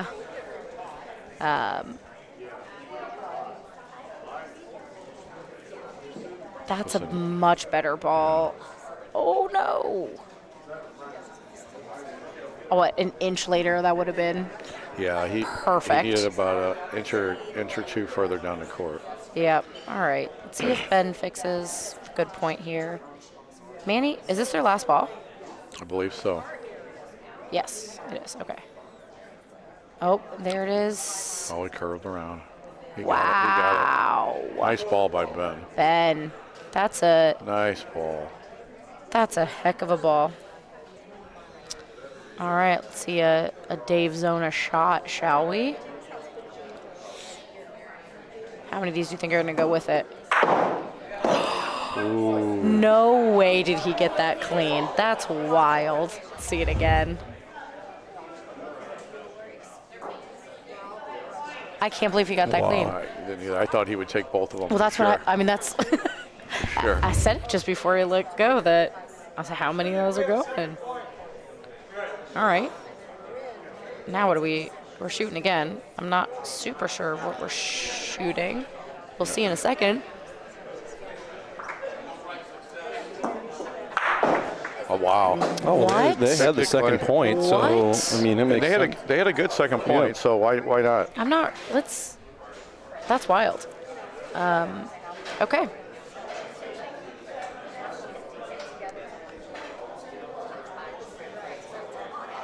Oh, he didn't like it. No, it I looks think like it's going to be okay if he gets into his own ball. No, it's perfect. He's got it. I will tell you that during our game, every time he said, "Oh no," it was a perfect ball, and I think it's psychological warfare. I'm just kidding. I'm kidding. Yeah, John's a very consistent pointer. Oh yeah, he's great. But most of his balls that he thought, no, that's bad, were perfect. So. Yep. Alrighty. So we got. So 9 Wow. to 5, Volarama. Again. How many times have I missed points? I'm messing up on the scoreboard there. Can't let up. Oh no, it's can't, just can't start to play no, defense. absolutely not. And both of these, there's plenty of time for Cali Gold to win this game. Or California Gold. I just had to shorten the team name there. And Sue with a nice ball there. Going to force him to take a shot here.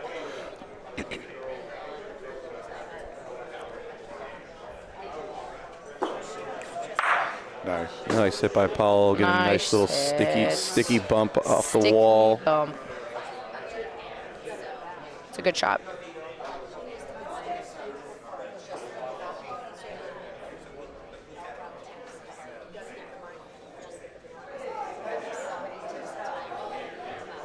See Sue do it again. Yeah, 5 weeks out from a hip replacement. I know. Yeah, unbelievable. Oh my God, look at her go. That's a great Another nice ball. Right back to her usual form. Yep. Cannot count out a house steam. He's going for the stick again. Oh, yes. Oh, he got Paolo. it. Wow. Paolo. Jeez. Hopefully this replay's fast enough that we don't miss the next shot, but I got to see this again. Beautiful. Hit it square and stuck it. Beautiful. All right. Rich is lining up, trying to hit that Paulino in the back. Ooh. Oh, he got it. He got it. Wow. What a clutch shot. Oh my goodness. Look at it. The little hook out of his hand. That was set up for a left-handed Rafa That's right there. That unreal. was perfect. What a great frame. All right. California Gold's got to get something good in there. This is a good time for Gerald to say, all right, this is me. I got it. That looks pretty good. I can't tell with these solid color balls, to be honest. Yeah. I'm having a tough time. Hard to tell the That's a rotation. great Wow. point. Great point. What a point. Good Gerald. They needed that bad. All right. Dave's on saying, let's cool it a little. Just roll it in, nice and gentle. What do you do here, Vito? You hit it and try to get the 3? Or you, I mean, you can see the win, one. Or you can win the game here. So I always think when you get a chance to win it, you have to go for it. yeah, I don't know that you could be conservative about it, but looks like he's going to kind of do this. Maybe like an aggressive point here. Maybe it's what he's going for. I mean, Cali Gold. Oh, he's short. Cali Gold still had a ball back there. It wasn't the last ball of the frame. But you got a pretty good second point. Yeah. I would have had Vito hit it. I wouldn't have minded a hit right there. I would have. I would have had Vito hit it and not give him any more opportunity to get back. It's a long way there too. It's not a guaranteed easy point to make, so you never know. Even if you knock that out, you might still win. You're right. I'm not giving Gerald a second chance though to do that again. It looks like he's short Just too. one. So, but one is good. It's 10 to 5. Yeah. No. You know. No. 9 to 6. Oh, Cali. Yeah, Cali got. Yeah, you're right. You're right. If I'm Cali Gold right there, one's good, folks. Yeah. One is good. Come away with 1 point after that Polino set after the hit. That's Yep, absolutely. pretty good. I think I'm a little tired. What do you mean? Just a little bit. You guys are playing in Detroit and Dallas, aren't you? I don't believe I'll be in Dallas this year because I'm coming for Aldo, and it just made it really hard because they're about week after week. It's hard back-to-back so weeks. I decided to take a little bit of a break from Dallas. It is great. Big E does such a great damn job. It's such a fun tournament. It is amazing, but it's just kind of one of those things where I don't believe I have been back to Aldo since 18. Wow. I'm trying to, do a little bit of everything, and so this year I said, I really wanted to come back and, give another team a chance to go play in Dallas, and I believe Keith is going to take a couple of guys and go out there to save our spot. Yeah, that's not a spot you want to give up. No, it's people not. are going to start putting those spots in their will to. Oh my gosh, honestly. And passing them on. If your team doesn't go, you have to give it to another team, saying, "Hey, we're taking it back the following year." Yeah, I've heard a couple of people say, "Oh, you're giving me your spot." Like, no. I am letting you borrow my spot for a year. Well, it's just such a great interactive tournament. The room is just electric. You have all the different you have the different games that he creates. You're overlooking the racetrack. Oh God, right overlooking. I the absolutely racetrack. love horse racing. So during your games, there's definitely something to do. The food, the spread that they have for the food, the open bar after 5:30. Yeah. I mean, there's just so many things to love. The masseuse are there. Yeah, the masseuse, the free massages. I mean, there's a lot that has gone into that tournament, and he really did, his own great research by going around and traveling around to all these other tournaments and coming up with these great ideas to cure some of the ills of some of the other tournaments, kind of just learn, what not to do.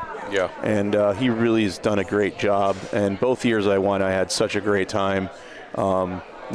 It's just sometimes that difficult decision to say, hey, my schedule is this or that. Yeah. Got to make those decisions. Dave. Wow. A little unlucky with pushing that Polino over to the opponent, but. Well, it's easier for me now to go travel more and play back-to-back tournaments now that Sally and the Bada Blings are playing. It gives. All right. Gives you a little. It gives me a little leeway where she's not at home, and she's probably she's very competitive, as everybody knows. Well, on that note, I'm sure she's not watching, but I do want to give a shout out to my lovely wife Stephanie. She's puts up with an untold amount of bocce stuff We love in Stephanie. my absence. Yeah. She's an absolute warrior when it comes to that kind of stuff. I am very lucky and very, very, very lucky that she finds a way to put up with it. And us nice. Italian men are not the easiest. No, How not do you at mean? all. I think most of us are type A and very stubborn. Yeah, that can be very true. Y'all, there's a lot of emotions. Yes. You're an emotional. Passionate. We call it passionate. I call it emotions. Look at this. Oh no! Oh, that's unfortunate. I'll Speed on that. I'll also give our friend and player at the log cabin, Mickey, a great shout out, and his thing is pointing is my passion. That is his saying. Hey, pointing wins games. Pointing is his passion. Pointing wins games. So if he happens to lay in a really nice ball, he'll say, pointing is my passion. All right, it is 9-7. That was a bad bounce there. Yeah. And then a miss for Dave on that. Unfortunate for him.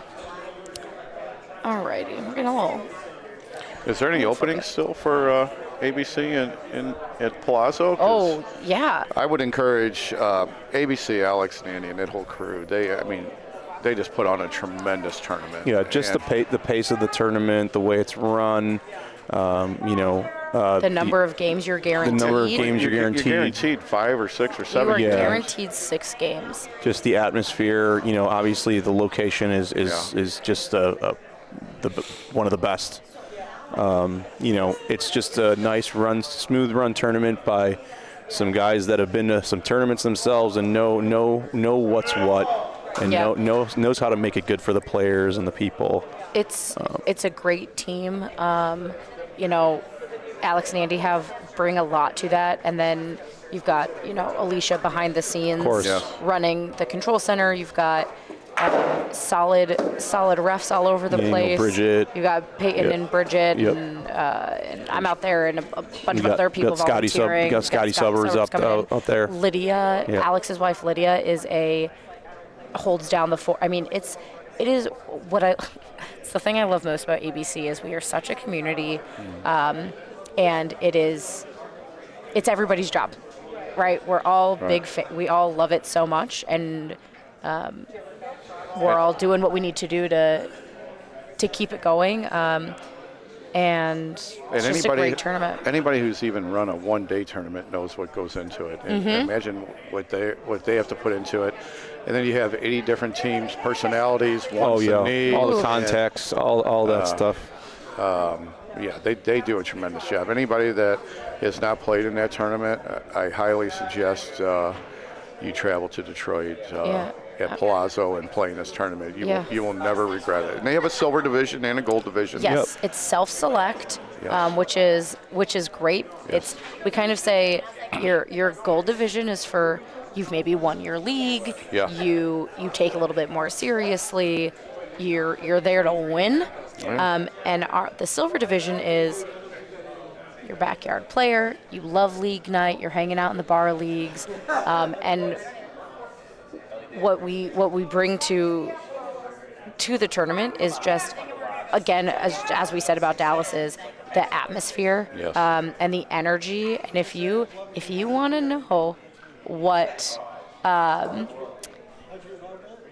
what exciting an excitement bocce game looks like, either come out, like definitely check it out. Go to AmericanBocceCo.com. You'll see where you can sign up for a tournament there.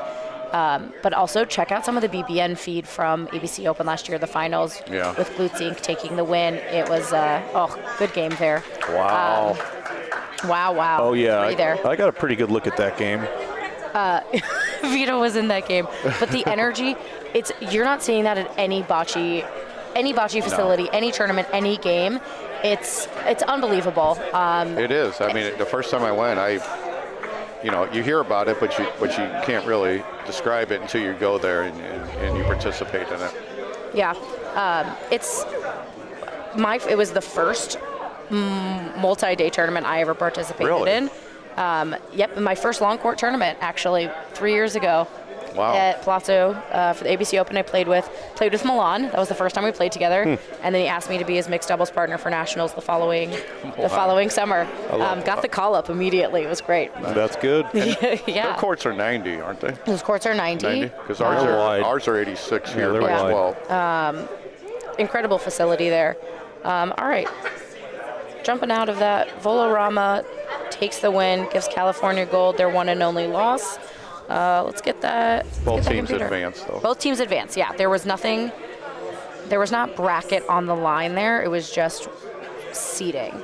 So we will be jumping to the quarterfinals as soon as the math is done being mathed. Yep. And we figure out the bracket. But from the blue bracket, we've got Volorama and California Gold moving on. Yellow bracket, Golden State and the Alliance. White bracket, ABC1 and STL Bocce, and green bracket, IMUSU and Highwood 7. This is going to be a heck of a rest of a tournament. Oh, it is. It's gonna. You're gonna see some. I mean, you've seen excellent play throughout the tournament, but you're gonna see some top-notch play now. Absolutely. If you were thinking about leaving your computer screens, I suggest you don't actually do that. Yeah. Or, you know what? Leave your computer screen, put it on your TV. Put it up on That's your TV. the best. Put it on your TV. We are going to take a quick break here. Vito, Dan, nice having you. Thank you. Thank you very much. And we'll be back in a few, folks. All right.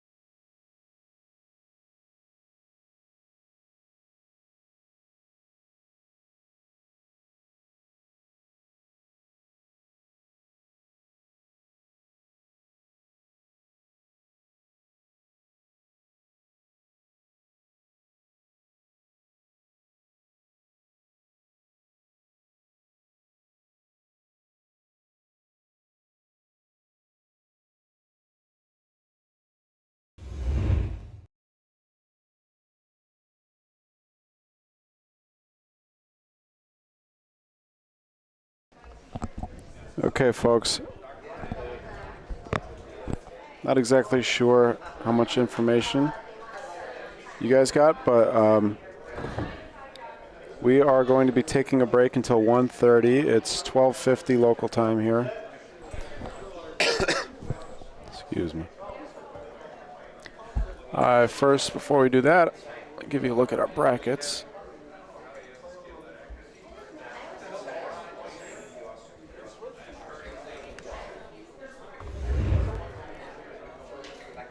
Oh, what just happened to my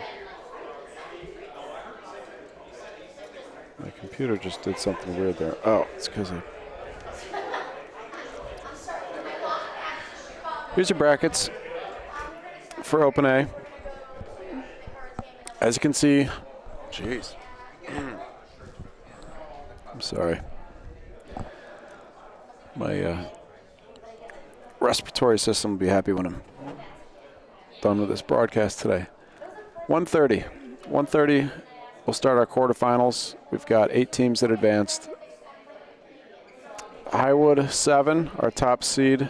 That is Gordon Gruens, Tom Holloman, Todd Michael, and Tim Talari.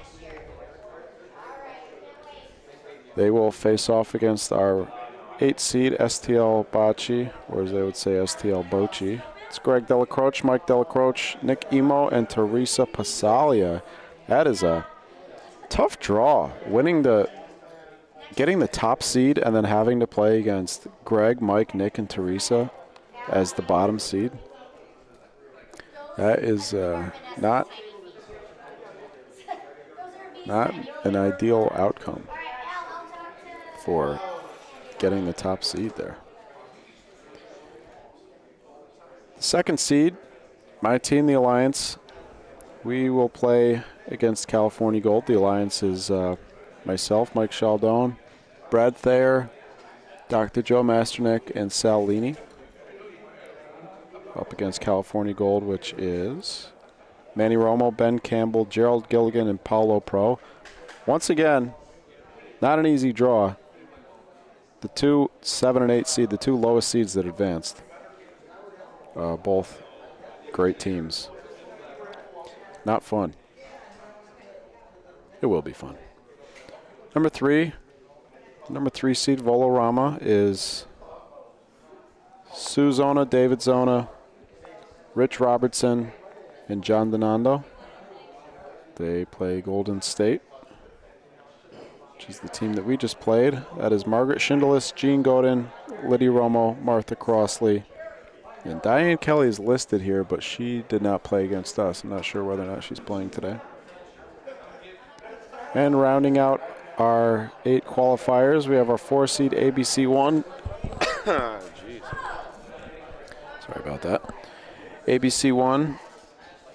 That is Andy Zimmerman, Alex Guerra, Lauren McDermott, and Vanessa Garippo versus I Amuse You, ? Which is Miles Russell, Anthony La Barbera, Hunter Galero, and Natale Scala. 8 solid teams. Should be an interesting tournament here. Little mini tournament. So, there you have it. 1:30. That gives us 37 minutes here. I am going to cut the stream.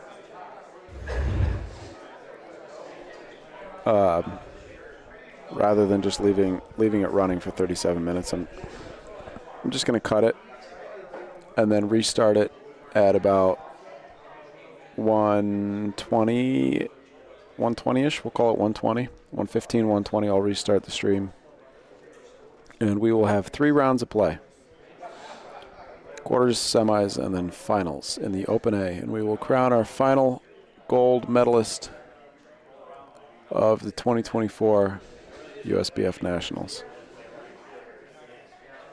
So,